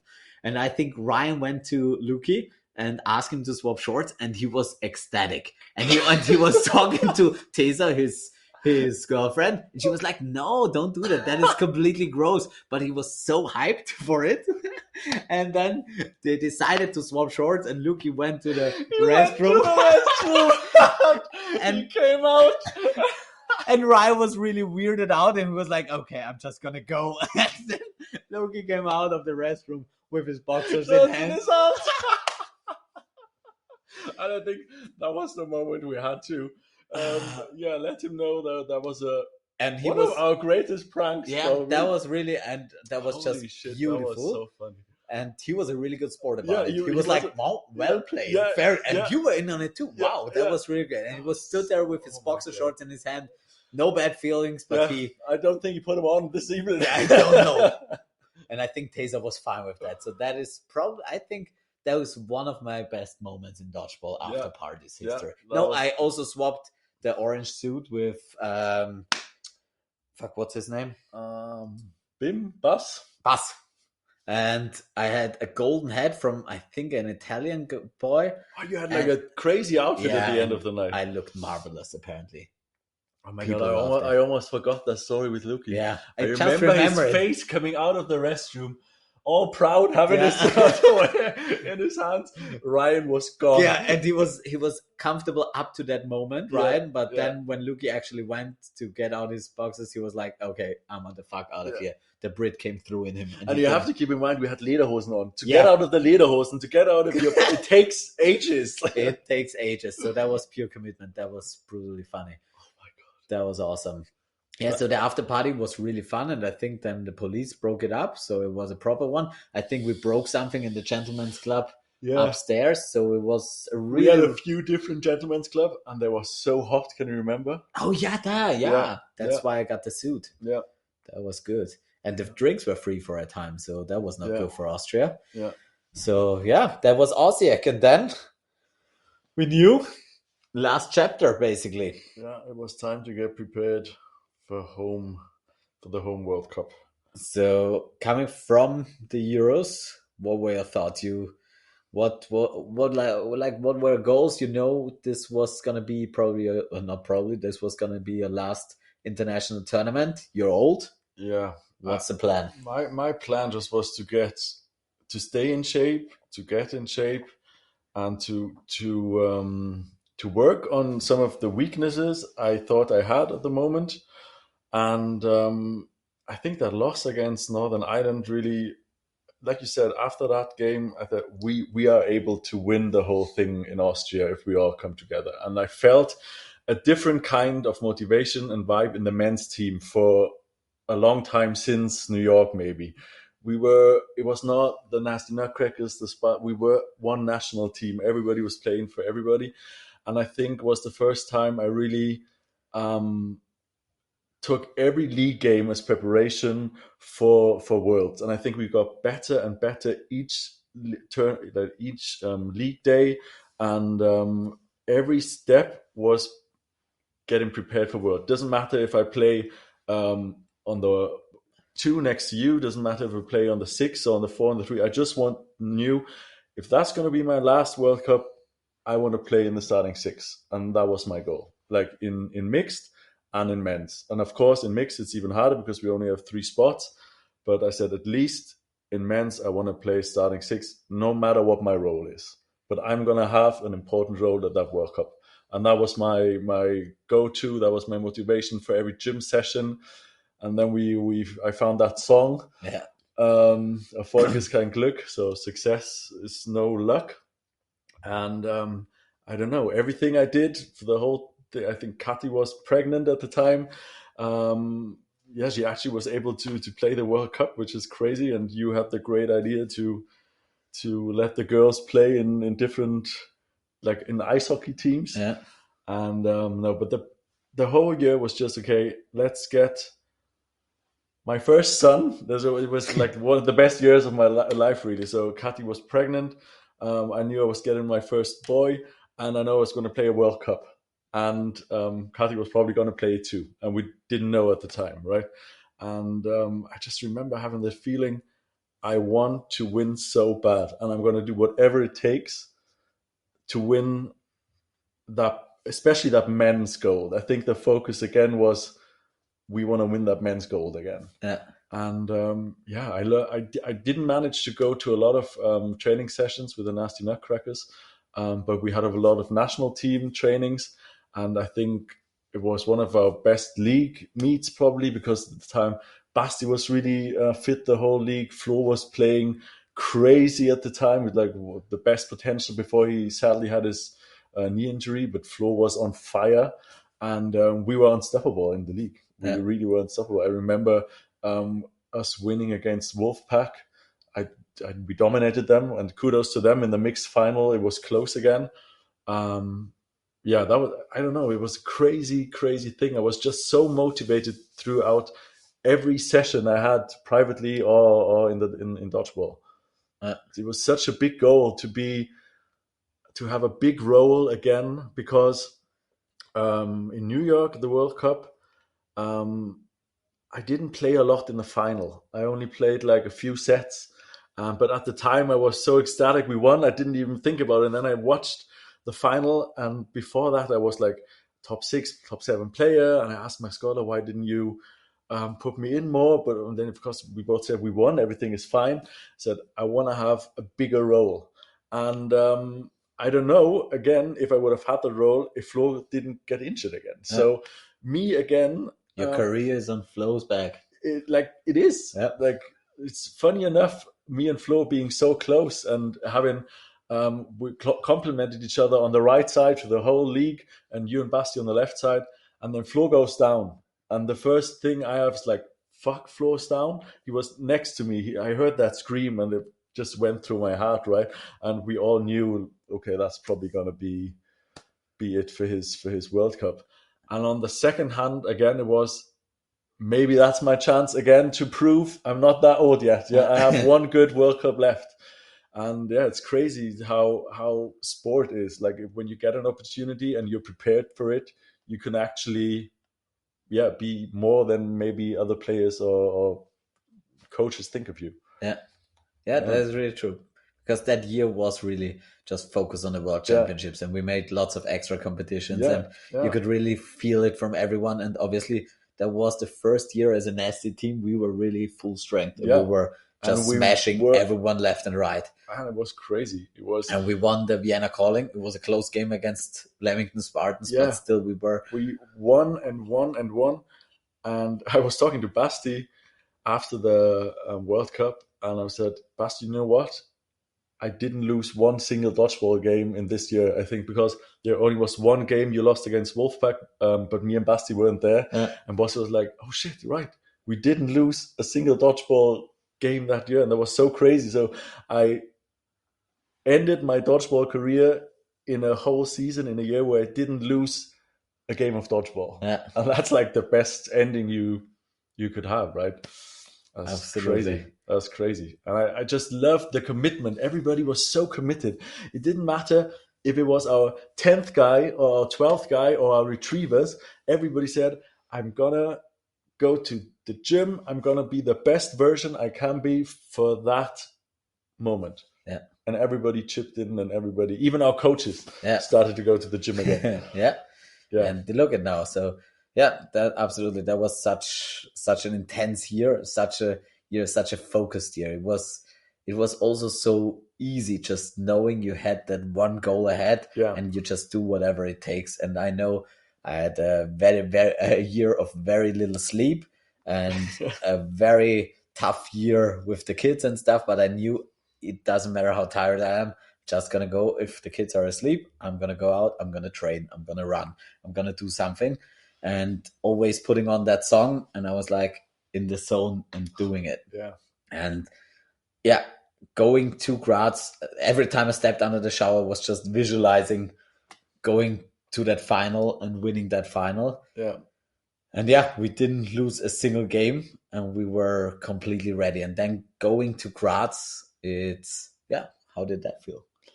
It felt great. I mean, it was the first time my family got to see me play live. I told them, hey, it's going to be my last tournament. You guys have to come. So they all managed to come except for my brother. He had some work stuff to do, sadly. But I felt everybody had their family members with them. I had my own family with me. Leon was born. So Kati, I and Leon, we shared a room as a family, which is crazy to think about in hindsight. But everything just was so easy. We had a baby with us, but he was there like through all our sessions. Everybody just took him. He was like the dodgeball baby, and he was fine with everyone holding him. And he slept quietly, and it was just such a joyful experience. Whenever I think about it, I just get goosebumps and such an emotional state of how do you say it? Bliss. Yeah, just a bliss and just being content, you know, so content. Everything just was nice. The vibes were high, although we weren't drinking every night, you know. Everybody's okay, let's have maybe one beer, one radler, and we'll go to sleep. We'll have a long day tomorrow. But still, we were together as the group in this nice student house we had from ÖAD. And we known each other for so long. I felt we had like a family trip in Graz, and we had one goal, and this was win gold in every category. And we even had the phone players. Sadly, they weren't in our house, but the family got bigger, and it just felt like being the dads of a family trip, knowing it's in our hands to win one more time together. And we had breakfast together, even though we didn't sleep in the same room for the first time. I think in our dodgeball careers, we didn't sleep in the same room due to my family situation. And but still, we had evening talks. We talked about dodgeball. We talked about life. We talked about everything, and it was just, you know, there's no wonder there's dodgeball blues after weeks like this, because you don't want it ever to stop. It's like the best feeling in the world. You have everybody there you love, you have your family there, you have all the players, and there is no better feeling. There is no better feeling, even before stepping on court. And it's a complete time capsule, basically. You just live there, you breathe dodgeball, you don't care about your work, you don't care about any of the sorrows you might have. You're just there, and you're there for the team, and everybody lifts everybody up. And I think the community, the dodgeball community, especially the whole of dodgeball, but especially the Austrian dodgeball community, is something so special. I would say you will not find it in this world, because we have this combination of like really hardworking people wanting to set a goal and to work for the goal, but we never not had fun. We always had fun, no matter how intense the trainings were. I do not remember us not laughing or crying because of laughter, because of the most random stuff. And I think that's what I miss the most is these times, these times together. And yeah, I think the dodgeball community is one of the most inclusive and tolerant and uplifting communities you could get into. And I think everybody's very happy who's in our community. And that's a nice thing. You're not out of the community only because you're not playing anymore, right? So, but of course, I will miss these playing days, getting prepared and just working towards a goal we set together and coming from where we came from, playing in Chester. Playing in Chester, not playing the on the rules. Schmelz. Yeah. Coming from the Schmelz to Graz. Yeah, couldn't say it any better, because that's also the thing. Like, that's the thing that's not letting me step away, basically, because I knew after the World Championships in Graz, it's the perfect time. Obviously, we had the perfect year. We've achieved everything. We are at a certain age where we're probably not gonna get any better, at least athletically, even though I feel there's still ways to improve, but like the athletic peak is certainly somewhat reached. And so, but like the whole thing around this is something that I can see myself stepping away from. And so I thought about it a lot of times, but even now, like, there's this World Championship that is like sort of the perfect end to an era where we really came from the beginning of dodgeball, where it wasn't a sport, where we didn't know it existed, and bringing it to the next step and really forming and shaping that era, and then leaving it on top of it all. But then I think there's a new era now, and now there are young players coming in, and you can really see the dodgeball community around the world growing, foam coming into our dodgeball world as well. And I think it's still, the community is such, like, all my friends, like 90% of my friends are somehow involved into that community. So I really, I don't know how to step, and I don't want to. And I've after Worlds, which obviously was just, as you said, blissful. I was content. Everything just worked out perfectly. I was like, I had massive Euro blues for 2 weeks and couldn't see a dodgeball, and I just was mentally and emotionally completely drained from that. But also just so content, so humbled and just grateful that something like that happened to us. That is something that 5 years ago, 10 years ago, obviously, but 5 years ago, even 3 years ago, I would not have thought possible. I would have dreamed of it. I've dreamt of it, but that was just, everything turned out right for us. And with Flo injuring himself so close to the tournament, which was such a sharp, painful blow, and something that was just personally so hurtful, seeing Flo like this, and also knowing how close you are to not being able to fulfill the dream you've been working for 2 years. And that was like the biggest fear. And I've been with Basti the whole year as well, so I've really lived it. The fear of not being able to compete and doing all this for nothing, basically, was such a fear in the back of my mind as well. And then seeing Basti stepping up, and seeing you stepping up, and seeing the team stepping up, and Flo really embracing his new role. And I mean, kudos to Flo. He was in the gym a week after his diagnosis, coaching the women's team, and he just, like you said, he embraced that role. And I thanked him, I think, in tears after the World Cup final. So I just said, thank you, Flo, for everything you've done, not only for our team, for every player. He lifted up every player, and he got a little bit out of every player, especially in the women's team. Crazy. And I don't know if I would have been able to do that the way he did. I don't know. So, Flo, respect. Absolutely. I told you already, but I hope the dodgeball world knows what Flo did that World Cup for our team. Yeah, and that was such a great thing to see, because you have that fear in the back of your head to like miss out on something that you've been training for. And obviously he couldn't play, and that was painful. That sucked so bad. But still, he was completely part of that whole experience and could play his part in that whole thing Yeah. and could contribute and was a complete valuable part Yeah. of that whole endeavor Yeah. and is rightfully a world champion in all three Yeah, divisions. and it wouldn't have been the same if no. I don't know if we would have managed to do it without him Yeah. fulfilling his role and yeah, doing more than his role. And that's something I think is so special because I don't think you see that in another sport. No, that's what I say. If you're out, you're no, out, and here yeah. you pay for it. Obviously, it was in Austria; it was easier, But still, the whole experience is just so valuable. Yeah. And that is also a point where I'm like, I can't retire. There are so many reasons why I can't retire, but I can't let that be our last tournament with Flo. We need to play again together. And yeah, I think there are still some goals left. So I really want to play against England men's again, and I want to try to beat them. That is something. That's one of the things that really bites me, that we never were able to beat the English men's team. Yeah. So that is sort of the competitive thing. Yeah. I probably rather beat them than become European champion again. Yeah. Which is something completely weird, but that is something like, that is the one thing I have not achieved in my dodgeball career at this point. So that's just a personal narcissistic thing.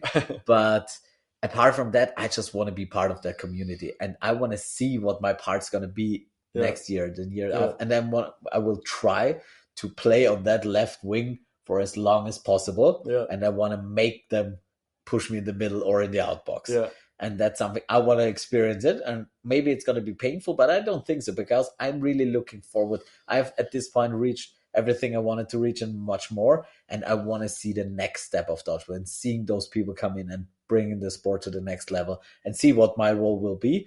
But that community, even last week at training, it was amazing. The training standard, the level of our training is higher than it's ever been at the club. And we play with 13-year-old boys, but they're so good that the training is really fun, and I enjoy it every Wednesday. I love training with those people, and I look so much forward to training with the national team again, and then going to Limerick and competing again. So I think like a part of me has stopped playing at Worlds and has sort of finished. That competitive part of me that really wanted to reach that goal is really content and just happy, and just also wants to embrace that other side of dodgeball now. Like, I've been at UDO at the tournament, and I think I want to do more of that, like playing with other nations, playing with other players, and just enjoying it for the fun the sport is, for the fun the people in the community are, and just really embracing those last years or whatever I have left of playing, and also trying to see what is possible. That is also a challenge for me, because I really want to see what is possible with this body and this mind, where it can bring me. So I'm really not done yet, apparently, and that is something I didn't know before Worlds. And afterwards, after going through that blues and going and watching those videos back, I've watched them I think 5 or 6 times now, and it's just the emotions you get out of those videos, seeing those last few seconds, seeing those clips on Instagram. I totally understand, and it's not easy to step away from the community, especially. So, and I remember the day after Worlds in Graz, I was writing a message into the national team group chat, and I told Kathy, "You have to drive. I cannot drive home. I'm too emotionally drained." And I was just sitting there crying like a little baby next to my baby, holding his hand, just knowing that this was the last time experiencing this special thing, and everything just was so perfect.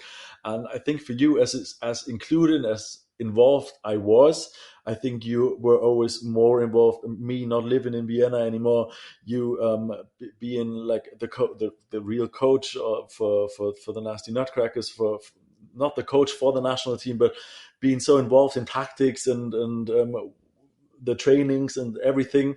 And now you get to see the younger people you trained become players that can play in the first league. I mean, it's crazy to see how they play against our old heads, and even being able to really compete with them. And I think it's something you can be so proud of. And everybody at the Nasty Nutcrackers, Annie and Leni, and who else, and Flo, Basti, everybody really who is a part of that that ride. And I think that's a nice thing for you. Maybe someday you will be able to get pushed out of one of your own players you developed, and it won't be a more prouder moment for Yeah, you, So I don't think it's going to hurt. Maybe it's going to hurt your ego a little bit, but that's fine. you're going to be proud that you developed one of the young ones. Yeah, and it's the girls and the boys. They understood and they understand the way we want to play dodgeball, and they start playing dodgeball with 13, 14 now. We played when we started when we were 24, so they have a big advantage. And I think it's going to be great to see maybe you actually playing with one of the young ones at Euros. So it's I think you have more to give, and it's your chapter is not closed yet because you have so much more involvement, I think. Yeah, And it's maybe it would be different if I would still live in Vienna and it's easier for me to come to practice and then. But for me, it was the right time, and I think for you was not the right time yet. yeah, And I can say with 100% certainty that was the best decision for me, because I also enjoy not having to spend hours every evening to drive to Wien. I don't know how many hours I spent with Kathy in the car going back and forth. Lovely times as well, if you look back now with a kid at home, of course. Um, but I know, and I thought about it today, for certain that your time wasn't over yet. yeah, And maybe a part of you is not, we say, okay, the worlds are the worlds, and let's see how many gold medals we can get. But that's not the most precious thing now. The precious thing is to get Dodgeball Austria and the whole of dodgeball. That's probably why you started doing a podcast. Um, or it's just to rub it in Brett's face. or it's just to rub it in Brad's face.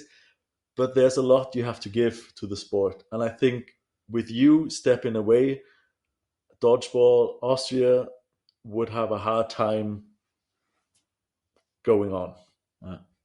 Yeah, I hope that is something that I really want to see, like a day where I know I can step away and nothing will change. Dodgeball being in good Yeah, hands. And I think you have a lot of left to give, not only as a player, but as a developer, as a trainer, as somebody who loves the sport and who created the game plan for us, the way we wanted to play. And it's just really nice to see the young players getting a hold of everything, and yeah, saying, hey, he's playing on the left wing against, I don't know, Max Metz or Xaver, and he's actually competing with them. yeah, Yeah, and give him another few years. And no, it's great to see what you all did there, and I think you can all be very proud. And crazy to see where it all went. And the Nasty Nutcracker started as a fun tournament in tutus, in pink tutus, and all these titles afterwards. But before we finish this whole thing, we have to speak about this World Cup final against. No, first of all, we have to speak about the semi-final. yeah, Probably the best match as a team, yeah, I think, because that was our final, really, yeah, wasn't it? We yeah. knew we had Northern England in the semis, and that game was Northern just. Ireland. Sorry, what did I say? Northern England. Northern England, not a country yet. Not yet. Northern Ireland, yeah, and that game was crazy. That game, yeah. That, like, I had the interview with Gio before Yeah. that game, and we talked about it, and it was like the whole 2 years I only saw a final against Northern Ireland. That was the only final I pictured. That was the game I pictured after Osijek. I knew what was gonna happen. For Osijek, I knew I would catch Adam with a tombstone, Yeah. and I didn't. Yeah. But I tried. Yeah. And then I was like, this is the final. This is what we prepare for. This is the game we want our tactics to be perfect for. Yeah. And then we had it in the semis, and obviously we didn't want that, but we embraced it. I felt like there was a short moment where we knew, fuck, we can't get away from them. We're going to meet them in the semifinals. And we were like, okay, this sucks really bad. But then we embraced it and we're like, okay, this is our final now. Yeah. And now we're going to have to just win a semifinal. And starting that game, and obviously everything in that game just went our way. Yeah. This was two teams pretty much at their best. It was our day. And I think it was the reverse to Osijek, where we were pretty equal, but some things just went their way, and they were just more prepared and more ready. And it felt the same way, and we just couldn't do any wrong. It didn't matter how much we were down, what happened. We just turned it around, and I felt invincible in that Yeah. game. I think I've never felt like this ever before in a game. I was like so zoned in, like in the tunnel before when we listened to the song, Yeah. and I just got into the zone, and I've never been deeper into that zone. I Yeah. knew I didn't care about anything in the world Yeah. except for Adam Yeah. and the other five Yeah. green men Yeah. against me, and I was like, "This is it." This was great. It was crazy. Everything worked out, and we just, as a team, we hardly made any mistakes. Of course, some things went our way, and we had deflection catches and whatnot. But I think that was the best game as the Austrian national men's team we could have had. Ever. That was definitely our Yeah. best game ever. Yeah. That was Yeah. incredible because it was the best game from every player. Yeah. Like, you just hit every shot you made, and I just called you, and it didn't matter if you threw it Lee or someone in the middle, you just hit them. If they had a ball in hand or not, Yeah. it didn't matter. Basti just ran everyone down. In the middle, I felt especially Mottel and Xaver played amazing. Yeah. And that was something where I really felt for the first time that I can play aggressive again. Mhm. I have felt like I had to play with breaks on Yeah. for the last few years, Yeah. because that was the only way we had any competitive chance. Yeah. And this was the first time I felt completely free, and I knew if I can play completely free, then I'm gonna be probably fine. And if I'm not, then there is someone in my space Yeah. that's gonna do Yeah. just as fine. Yeah. And that was such a different feeling and such a different way to play. And that was just simply amazing. Like the team, it felt like for the first time it was a team that survived, and that was the goal for me, to make the team not dependent on whether I'm on the court or That's, not. I And that think, was and the that was the first time. first time our team wasn't dependent on you being on the floor for the whole time. Yeah. Like, and that's the thing with Basti. We could have used all the years beforehand. Sadly, he wasn't always able to play, but we could really see as soon you went out, Basti could go on the wing, and he even has a different play style. So Adam had to, oh god, he's so fast. That's totally different than you. But the level of play didn't go down. Yeah. And everybody knew what he had to do, and it didn't matter if who was on the right side. Everybody was able. All the six players on the floor were able to play almost every position.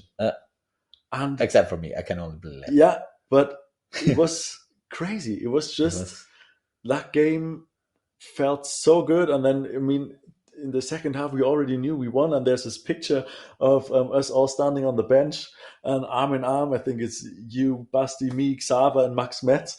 And I'm just thinking it's crazy that we were able to go out that early and watch Yeah. the game going on, you Yeah. know. And winning, not just we can't do anything anymore. Winning, we couldn't lose anymore. Yeah. So this was the best dodgeball game I ever was a part of. Well, at least in the men's. Yeah. And what makes it even more special, I think, the Northern Irish players, they are so fair, and we pride ourselves on being fair. And there were a few hits I made. I didn't even know I had a hit. And Josh raised his hand. I don't know who else. I think it was Lee one time too. And they just go out. And then, of course, it goes both ways, right? And this match is so competitive, and we just want to kill them in that moment, right? Yeah. But still, it still was one of the most fair dodgeball games played, and it was just lovely to see. It was just all around. And then, of course, they're good losers too. You know, they come and congratulate you, and it was their big dream, and we destroyed it. And but they're the first ones to congratulate you. So that was our final.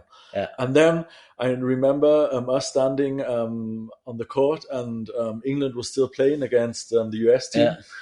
And it was it came down to the end, and we knew we were going to play the US team. And I said, fuck, we will not have the chance to beat England in the finals. And then you said, doesn't matter. If that's the case, we're winning gold tomorrow. Yeah. And I think we thought America's going to be an easier opponent, but it's a play style. It doesn't suit us very well. No, and I think it was more than one thing. It was we weren't mentally as prepared. We were no, prepared yeah, for Northern Ireland. We were yeah, not prepared no. For the final, we thought we're gonna win it because we're here now. Yeah. But the focus we had against Northern Ireland was not what we had before the US game. Yeah, and we sat together around in the place before the hall, in the grass, and talked about it. And I really tried to get into the zone and get into the spirit. But in my head, I was like, okay, if we're just gonna play our dodgeball, we're just gonna win this. There was no way in my head that we're gonna lose that game. And I felt so certain of it. And it was much harder to get into that zone. And then I know like the walk in where everyone was called and you running. I was just enjoying it already. I was like running in there, and it felt to me like I had already won. And was like, that is the place I want to be in right now. And it took me a while to get into that game. And it felt like almost disrespectful that we wouldn't hit our shots. And we threw and they dodged, and we threw and they caught. And I was like, that's not how this is supposed to go. And then the struggle of the game, that was what got me back into it.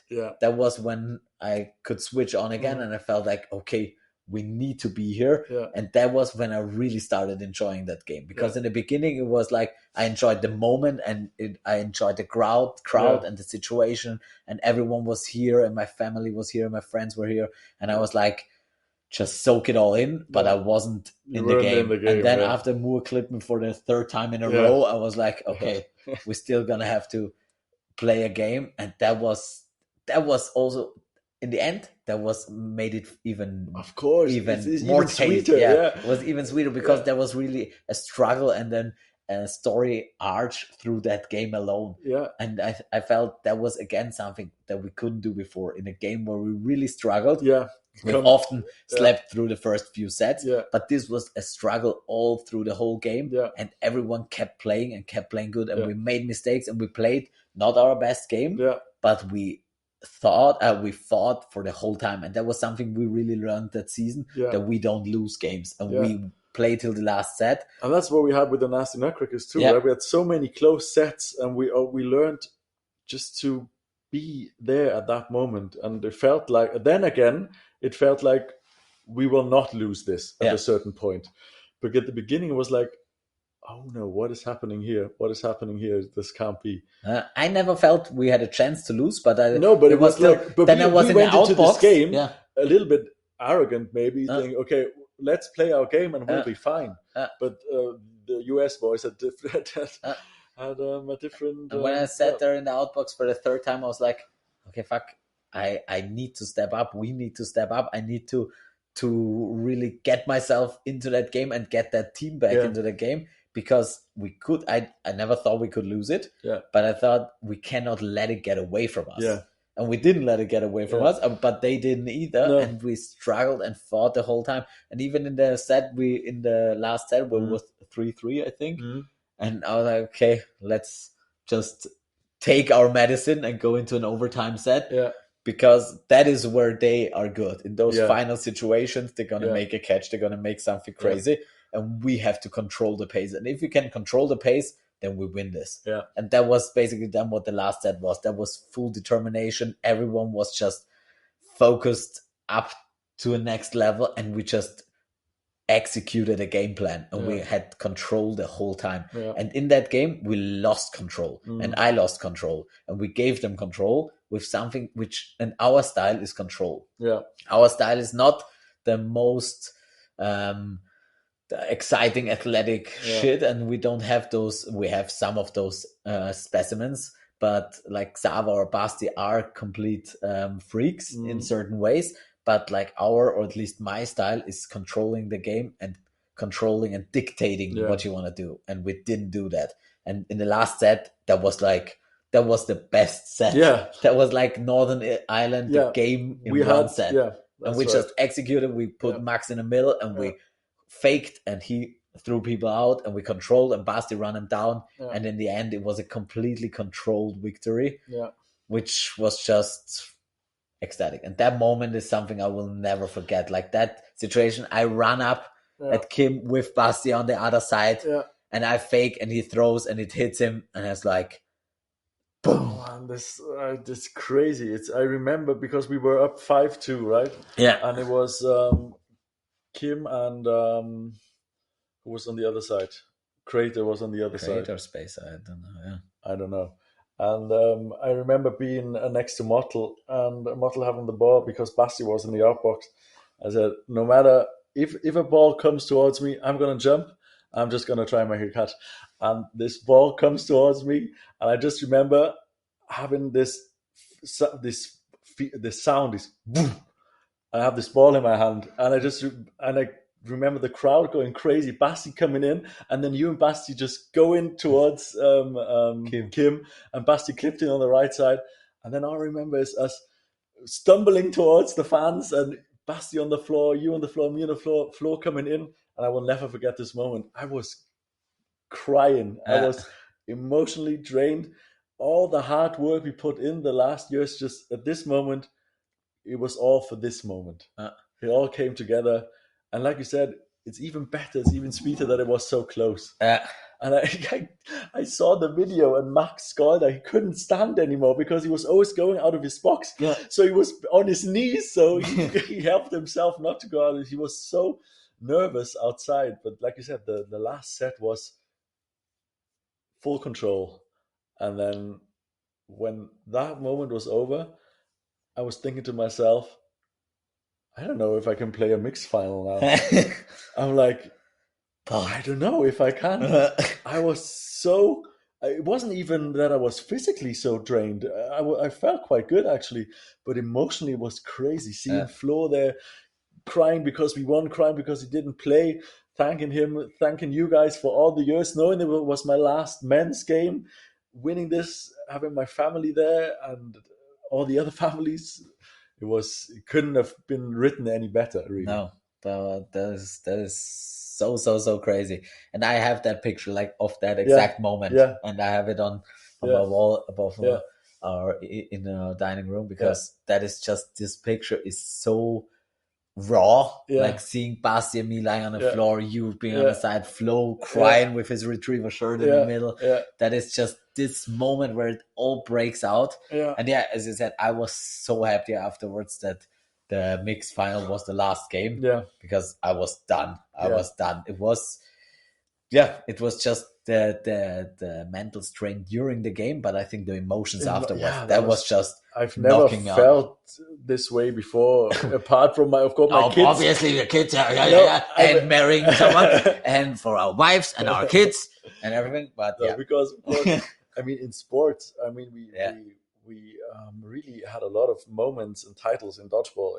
But can you remember our first victory when we won the first Dodge and Style? Because I watched the pictures today and it was pretty much the same feeling, not at this level, but I remember when we won that first fun tournament and the other squad from our unit, Bomb Alarm, ran up to us and it was just pure excitement. And then with time, when we won the first set against England, that was also such a moment of pure emotions. These raw emotions going through is crazy. Just knowing you have accomplished the thing you set out to do, and all the hard work is worth it. And what's the best thing about it is the journey. The journey towards this goal. That's the thing, because you reach it and then you're just feeling like empty after. I felt really empty, and I was really like scared afterwards because I almost lost it, and it didn't hit me until the emotions ran away. I was sitting there and was like,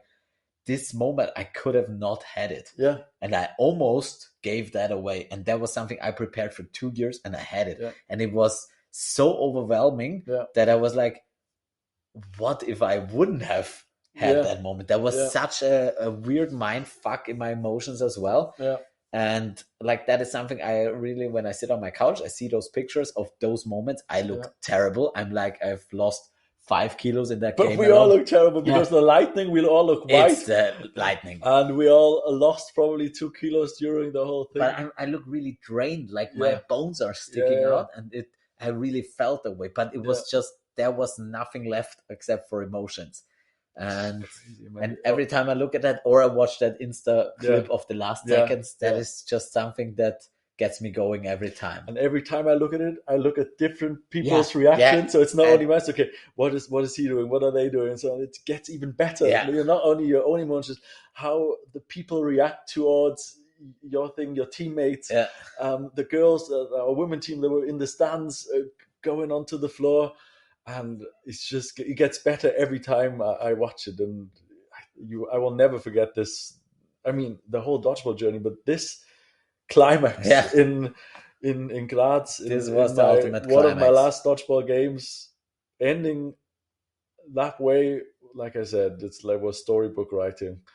And then thankfully the women's gave us a little break. We could sit really down, good, and our women's just so that women's tournament, we have to get through it fast because that was something I knew since I've been coaching the women since 2017 apparently, so 7 years now for this tournament. And we've always known we have the best women's team. And also we know England is strong, Italy is strong, other nations have strong women, but we know we have the best women's team. And the only team that can beat them is our women's team. And we've always known that. And before those World Championships, the last few training sessions, I think 2 months ago, before the tournament, I was so frustrated. I was so I don't know. I didn't know what to do at this point because I knew we had the best team ever. Everyone was playing good, but the spirit, the self-confidence just wasn't there, and people were making stupid mistakes after stupid mistakes. And in training session, I felt like this team did not live up to its potential whatsoever, and I was just like really lying in bed, not awake because I can sleep very well, but every time when I drove my bike or something, I thought about that, how we could get some self-confidence into that team. And we talked about it. I asked you, and we were like, okay, we need to just show them how good they are. And then at some point, I don't even know when. I think it was at the training camp where I made 2 teams and thought I'd do them quite equally, and some different women together that I thought would work out quite fine. And in the beginning, they played, and you could really see every one of them was thinking, "Oh, I know in the number 1 team or in the second team," and you could really hear their brains working, and it was gnawing on them. And suddenly it switched, and one team beat the other shitless, and the other team should have been the better team. And that was the moment where I was like, okay, the better team, I coached the maybe on paper, which should have been the worst team, beat the other ones. And I was like, okay, that is what I want to see. And then I came up with the idea, just making 2 teams, but not telling anyone. And because in the past, we've told them positions, and it didn't matter what we did, it always had some bad consequences. And this time I was like, okay, we're just going to try this out, not tell anyone, and not tell anyone what the plan is, because I didn't know what the plan was. I thought we're just going to try it out and see how it goes. And then after the first game, we're like, okay, this is working really well, and they're playing great. And then the England game was like the gift from heaven. Where we played them in the group and just said, okay, let's fuck it. Let's go with the ice hockey lineup. And we beat them up like never before. And of course, the vibe in the women's team never was higher. Everybody was cheering for everybody. Everybody knew she had 3 sets to perform, and then she's out for 3 sets. And I guess that was the most genius move you could have done for the self esteem of our girls. Because, like you said, looking at our women's team, and this is with no disrespect to all the other great women's nations, but our women, how fast they are, how fast they can throw, they are the best. They should be dominating everything. And with this style of play, everybody was able to play. Everybody was happy for the whole tournament. Except for Annie. She was sick. Annie was sick, sadly. Basti was able to play. It's only one Jelička. And it was just a joy to see. It was phenomenal. And then we beat the English in the group, and then I think we said, let's keep it. Let's keep it this way. Let's keep it till the end. We had Boom Shakalaka and Kvili Kvili. Kvili Kvili. I still don't know which one is what, and I don't care. But that was like at this point, basically coaching stopped for us. And then we just had to do a little bit of maintenance, and the rest ran its way. And even the final, like we didn't have to coach the final. There were some moments where we sort of didn't, I think, already thought we had won the game, but then again someone stepped up, made a catch, and it was done. But that was really the nicest experience as a coach, because you love those tight games, and obviously like the emotions after winning those tight games is the best thing you have. But the years you leave in those tight games, especially as a coach, and the gray hair you get, is not for people of our age. And so, of course, if we had a game after this to play as well, so you're emotionally drained from the women's game, and then you have to go into your game being focused. It wasn't always easy, and they really gave us a break from our emotions in between the men's and the mixed game. And I think what the nicest thing is, all of the girls were able to contribute to our win. And of course, there were some standouts, but the whole team was a standout. And that was not the most exciting final our women ever played. We played lots of really close and exciting finals, but this was just a showcase of their ability. And that was what level Dodgeball Austria women are. And that was just a show run. And everyone played with them, and everyone tried their best, but there was no way stopping either of those teams. And so basically we came first, and those teams could only beat themselves, and they didn't. They supported each other, and that was so good to see.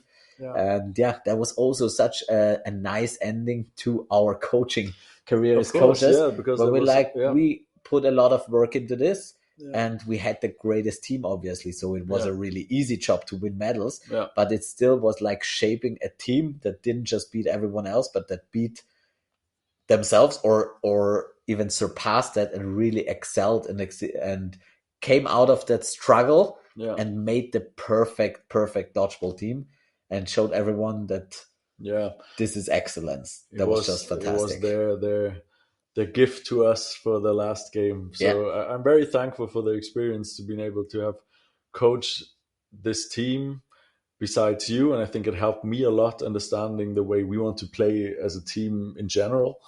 And but it was just so nice and amazing to see the girls just playing up to their potential and having fun. Having fun for the first time in a final. After a final, in a final, they were having fun playing dodgeball. And normally they weren't having fun playing in a final. And normally you don't have fun during the final, but they were just smiling. And no disrespect to England, they were a great opponent, but our team played against Northern Ireland. Sorry, Northern Ireland. Northern Ireland. Sorry, and but our I'm just so proud of every girl, every woman that played, and we had some older ones too, and it was just so nice to see, and it was a very proud moment as a coach, and I was very thankful that it wasn't close. Me too. I think I was sitting down most of the time. Yeah, we could sit. That was really. We had 6 days of dodgeball, and it was never stressful. I felt I didn't feel fresh after the last final. I really didn't feel fresh anymore. But at that point, I felt capable. And that was just beautiful, and really also like the work they put in, the work we put in, that it came to fruition like that, and just we defended our title, which is something the other teams always struggle to do, because it's a tough thing. And I think that is another thing I have to do, get that European championship back. We can't leave that in England for too long. But that was an absolute pleasure, and I always enjoyed coaching with you. That was always like such a stable. I think Flo brought a really new aspect into this, and that was so helpful for this.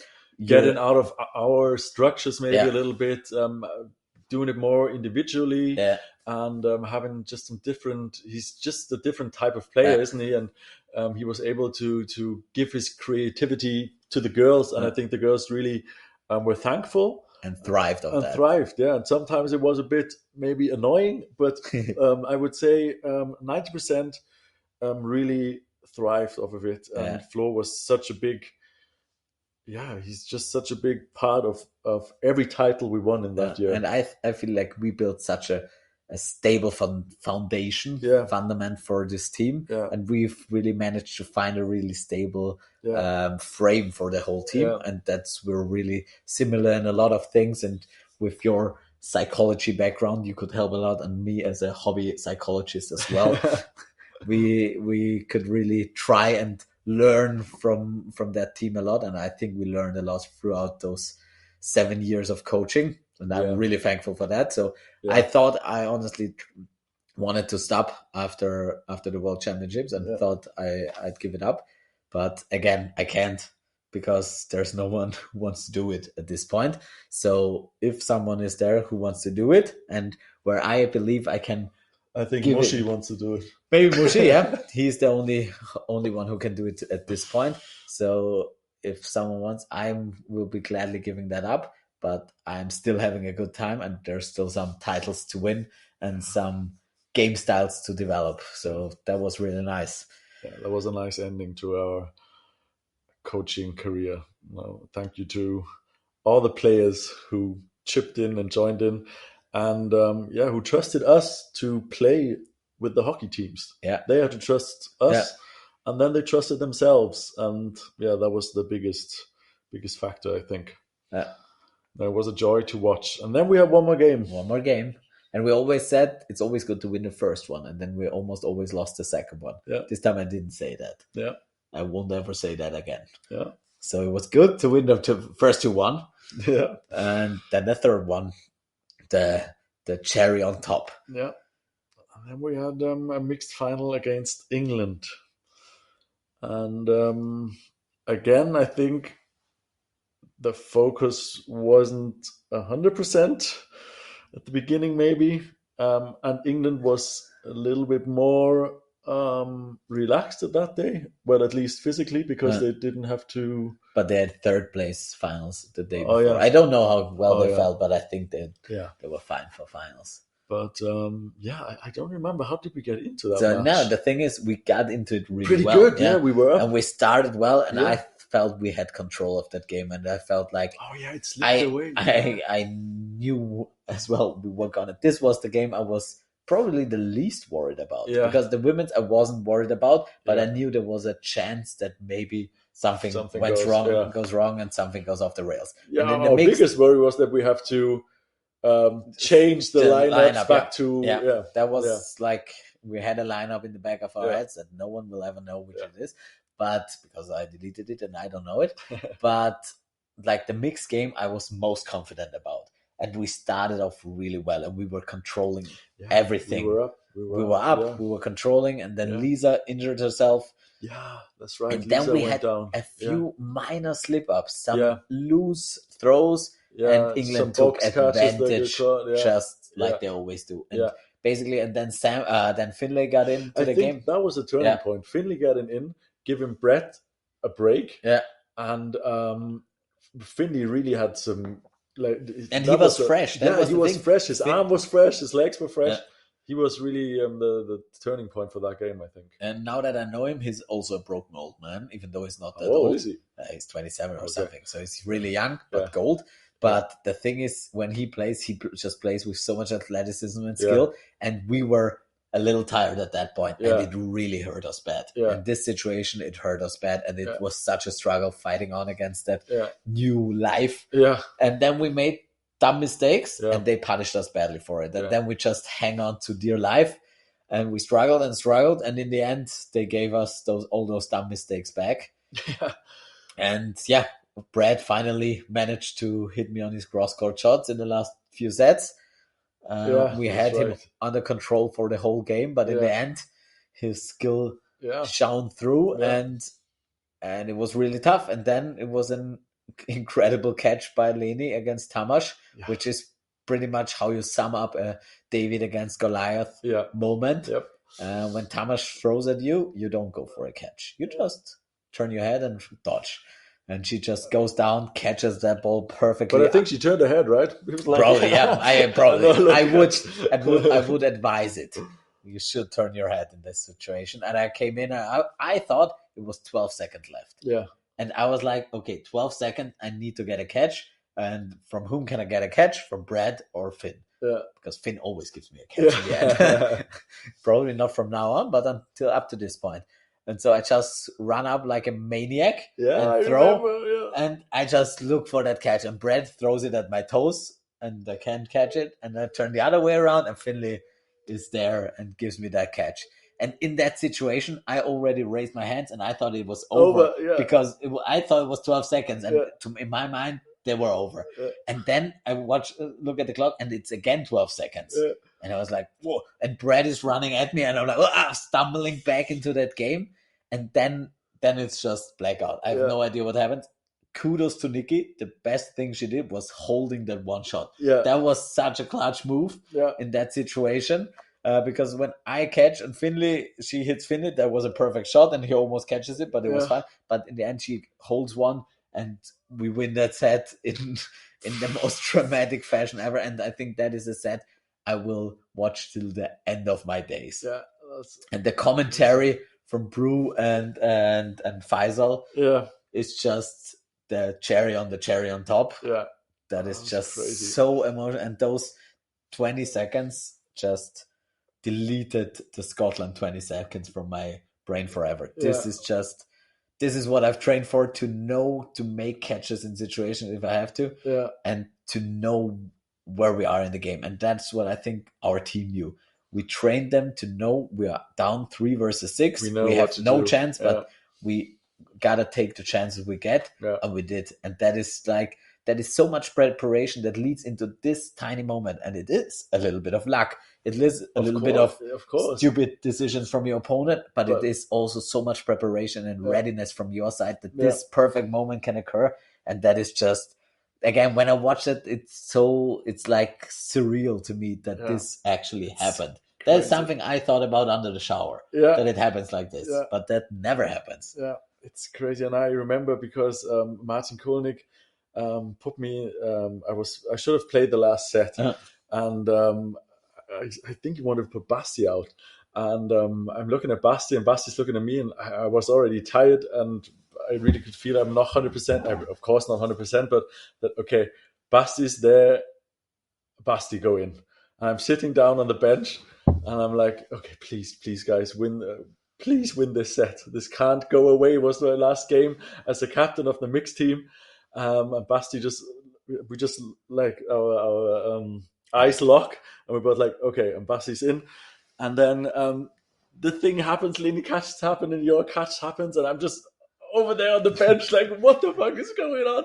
And I'm so thankful I got to experience that as the last mixed game. And again, it was so tight. We could have maybe won it easily if we didn't make some stupid mistakes. But again, in the end, it couldn't have been any better.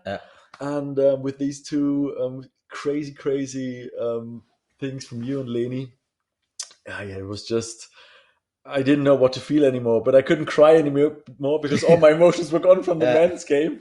And then Max just told me you have to go to the interview, and then I went to the interview, and I just, again, all I can say is thank you to every member of staff, of team, every player I played with. Doesn't matter, mixed or men's. It was the greatest journey of my life. And I always, as a kid, I dreamt of being a professional footballer or basketball player. It wasn't bound to happen, and I just wasn't good enough. But dodgeball, I think, gave a lot of people like me a chance to fulfill their dreams without being paid millions, of course.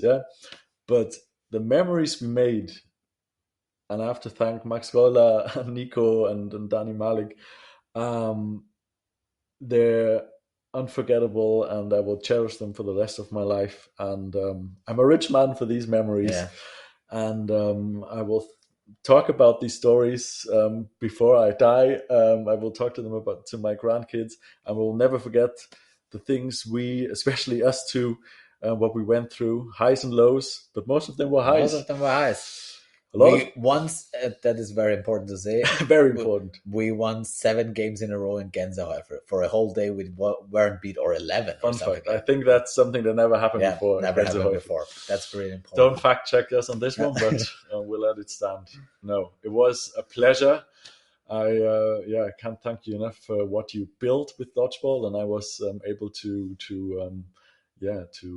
give you my help when needed. Yeah. And I think it's a special thing you built in your lifetime, where you can be very proud of. And this your journey is not over yet, and there's a lot more to win, Yeah, to win and a or lot more to to develop and experience. and Yeah, experience. yeah. I mean, it's like that first day when a random German came to me and say, "Hey, how's it going? How's your exam going?" And I'm like, "What the fuck is wrong with this man?" Yeah, And coming to this moment right now, that is just a completely crazy story. And I think like we had such a stable friendship and yeah, also stable, like mutual respect for. yeah, We knew what everyone brought to the table, and we really respected the balanced views we got each other. We really had our backs the whole time. yeah, We knew we would step up if push comes to shove, and we need to be there.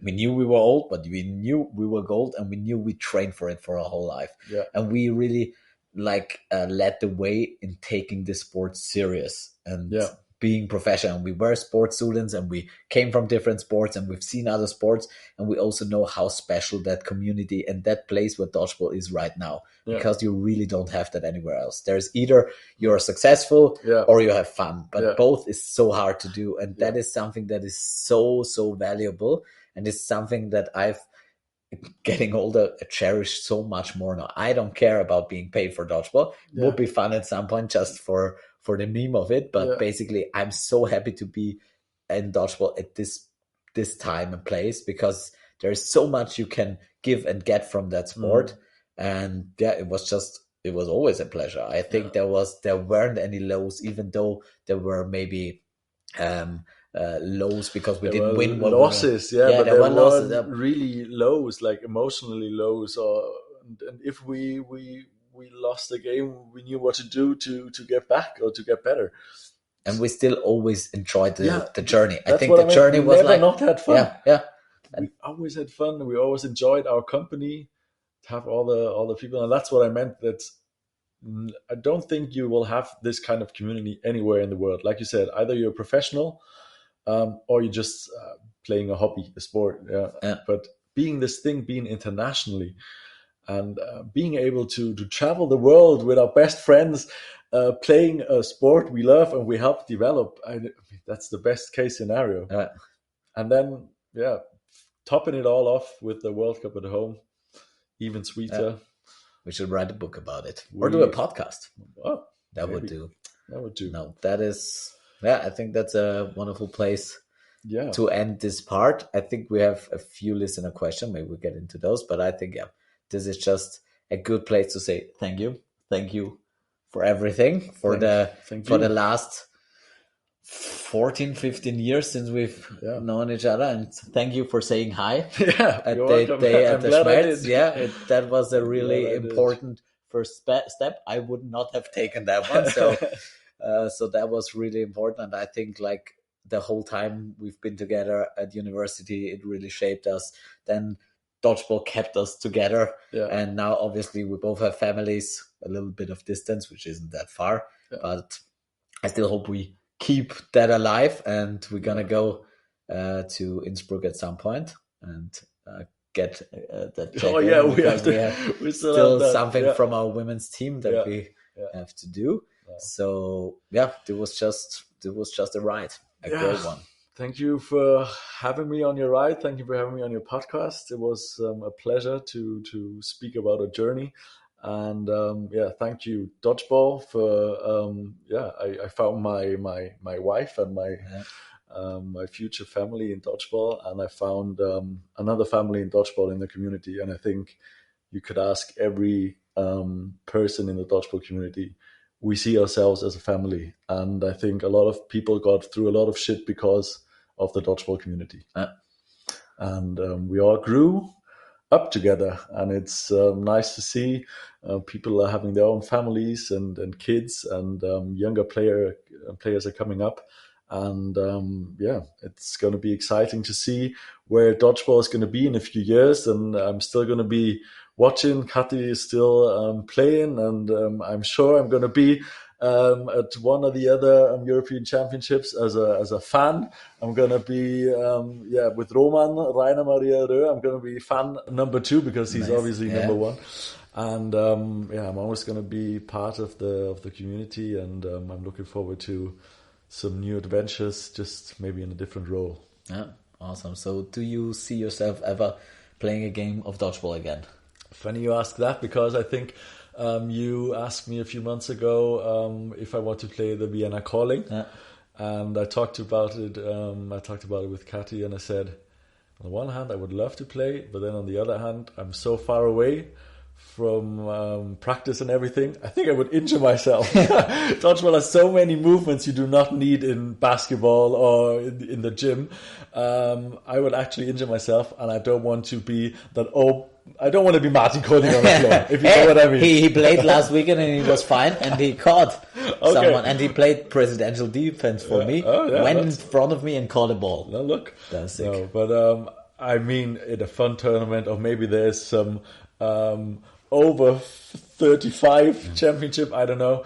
But I think like on a competitive level, I'm too competitive not to train towards that, if you know what I mean. I really have to get my head in and play. But I think the time has come to step away. But I'm sure one other fun tournament is my old bones can cope with that. I hope so as well. Yeah, I think so too, because I think the competitive side is one thing, but there are still some fun to be had. And I think that is something I will embrace in the future after being at UDO and seeing something where the dodgeball is competitive, but the social aspect is much more important. Yeah. And just having fun with the friends you've met all over the world is just such a nice part. And it's like almost like getting the laurels from all your last years of work and just enjoying it, having fun with people. That's true. And living a little bit of your tiny dodgeball fame, which is fun as well. So I think... No, for sure, like fun tournaments and everything, but I think I wouldn't play a Vienna Calling or anything, where people want to win and want to... And I probably wouldn't even have a spot right now, one of the younger players. Right now it's really hard. Yeah. So no, I'm enjoying retirement. I'm trying to keep myself fit, play some basketball, and fit enough to play a fun tournament in the future. We'll have to get all the old heads together one day. That sounds like a good idea. Over 35, so still have to wait for me a bit. Yeah. So I've got a few listener questions. Some of them are already answered, but I have one like from Blaine Murphy. Yeah. How does your professional experience align, and how have you used it to help the team Austria? I mean sports psychology, probably. Yeah. So I got into sports psychology a few years ago.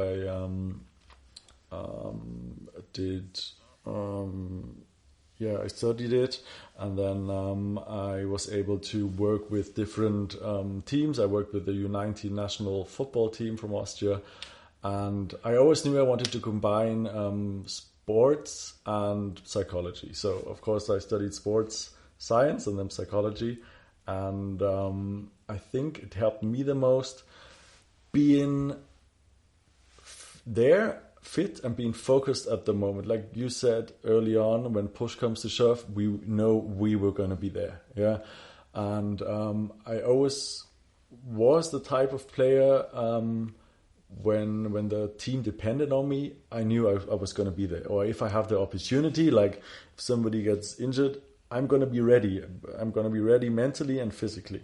And I think I was able to help the team, especially the women's team, I think that was more like a psychological thing. If they had any worries, or if they wanted to speak to me about anything, or maybe they had some not enough playing minutes and stuff, I was just there. I was an open ear. There wasn't that much sports psychology. I was like the co-coach next to you, who was a little bit more on the social side. And I think it was good for most of our girls. And then, of course, I had a few players which I helped come back after injuries. So I think that was a big part, where you have like You have your training sessions, your physiotherapy, but next to that, you want to prepare mentally to get them back on the court. It's easy for a doctor or for a physio to say, hey, you're ready, your knee is fine, you can go back and play 100%. We're done with our rehabilitation and you can go. But if your head is not ready for that, you might re-injure yourself, or you might never be able to play the way you played before because your head is blocked, you can't do the movements. And so I think I was able to help some players individually.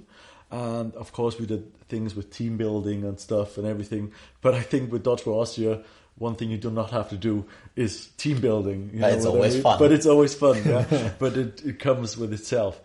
And for me personally, I always had the feeling I would have to show my level of play every year because I was one of the older players. I never had your role where, okay, it's Stefan's going to play on the wing. And I was in between there and here. But I knew what I could do. It didn't matter if my coaches or other players didn't know. I knew what I could do. And I was always ready to show that when the opportunity was given to me. And I think that helped me the most. I tried to help Kati with that, obviously. And for our team's sake, I think for the girls, I had an open ear and people could come with problems. Also, a few of the men's team came. But all in all, I would say there wasn't so much for me to do, really. I think we had such a good spirit. And of course, I was the first person people talked to, maybe. But as a team, I just tried to keep up the positive vibes and help where I could. But I don't think there was a really big thing that was needed because we're such a special group of people. Of very special people. Yeah, I think that is true.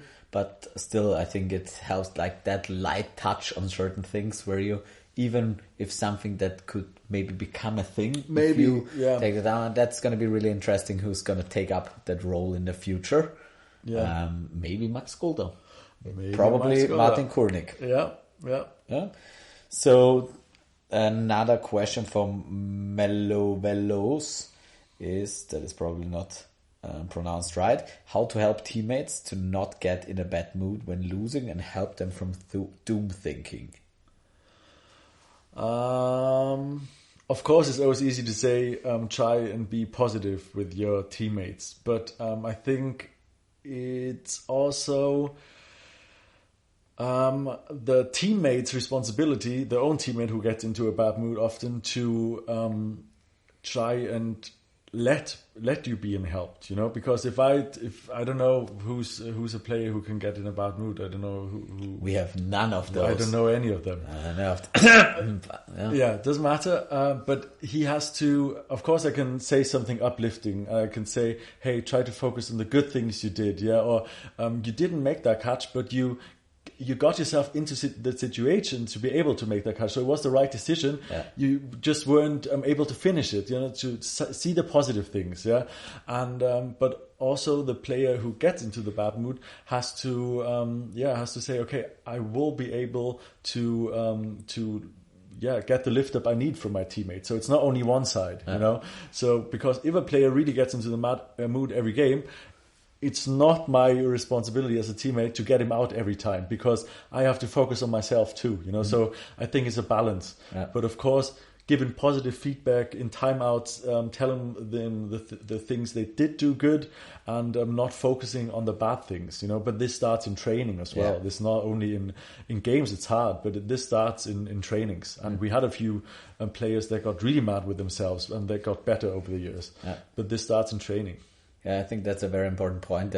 Like getting someone out of a mood in a play, that is, I think as a coach, as a captain and stuff, that is really important. Yeah. And I think the easiest way or the most practical way is to help them to focus on the next step ahead. Yeah. Like it's always like the thing you say in sport, focus on the next one shot at a time, stuff like that. And that is the hardest thing, to not dwell on the past, not dwell on situations that happened. Yeah. And the most important thing is if a decision was right and the outcome is wrong, don't worry about it. Just let it go. And if it was wrong and the outcome, doesn't matter what the outcome was, know it and learn from it, and then focus on the next thing. And that is something, it happens. Yeah. And I think the more emotions get into it, the harder it is to snap someone out of it. And everyone is the very individual in that regard, what they need to get out. And sometimes you just have to take them off if you can't get them out and let them cool down. And I think that is something, a relationship that you establish in training, and you really need to know your players, what every player needs, and someone needs to be screamed at, and someone needs to be gently stroked, and someone just needs encouragement. So it's very individual. There's not a general thing you could say. You really have to know your teammates as well, and like you said, it's very individual. But the main thing is, like you said, not to dwell on your mistakes. Even if the mistake was like the most stupidest decision, it doesn't matter. You have a next opportunity to do something good, and not let one mistake influence your whole game. Make, And it starts before the games. You know, I try to tell my clients, we don't want to be players that go into the game, maybe get caught or get hit, and say to ourselves, this is going to be a bad set, this is going to be a bad game, I'm not in the game at all. You prepare mentally.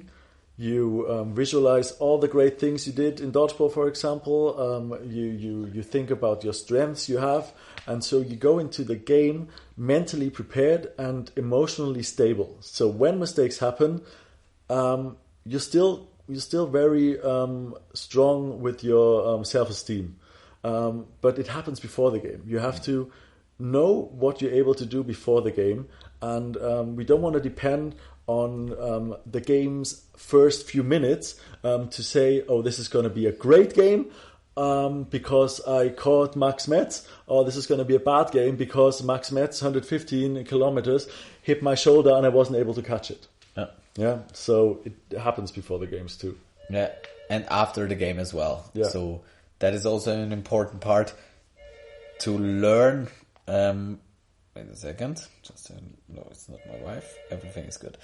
So, like, getting someone out in the situation is one thing, but the most important thing is to learn from your past, because for some people it's really hard to snap out of situations or really get your pattern in the right direction. So if you notice that about yourself or about a teammate, then it's really important to help them reflect on it and get strategies prepared for when you know you're going to get into that mood, or you feel again you got caught. How can you keep your self-esteem up in those kind of situations, and have some pre-prepared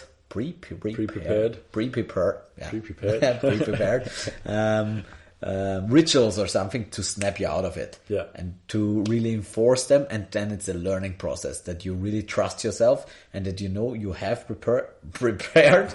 You have prepared. Do you want to pair? I want to purr. I want to purr so bad.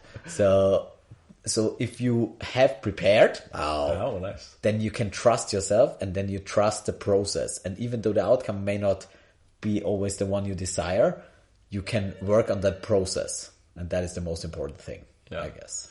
And don't be too hard on yourself, and try to celebrate the little wins. Like if you are on the wing and you block the first ball of, I don't know who, doesn't matter who, it's not so common that you do not block itself into you, or if you dodge the first ball, or if you make a right decision. These little things have to help you with your self-esteem too. You can't wait for the sickest catch or a headshot for yourself to tell yourself, I'm in the game. No, you're in the game from the first moment on. You made the right decision, or you dodged a ball, or you made the right throw even though it didn't hit anybody. Especially as a middle player. Because it's much harder. On the wing, you get so many opportunities. And in the middle, you can be hit out by the first ball. And that's probably, it might be your fault, but it probably isn't. So don't, and I think it's from Douglas, who says 2 dodges are 1 hit. So if you dodge twice, then it's worth a hit. So really try to congratulate yourself on dodging, on surviving, on doing your job as well, and not just seeing the end result or the hit or the catch. The game is so much more complex, and every part of it counts and leads to the end goal. So really celebrate yourself for doing a decision the correct way, or doing a thing right. I think that's a good answer. That's a good answer from a psychologist and a pro psychologist. So, Matirai, doesn't matter. Do you think that you have to have specific features to play cloth? And if you think it's that way, which are those? No.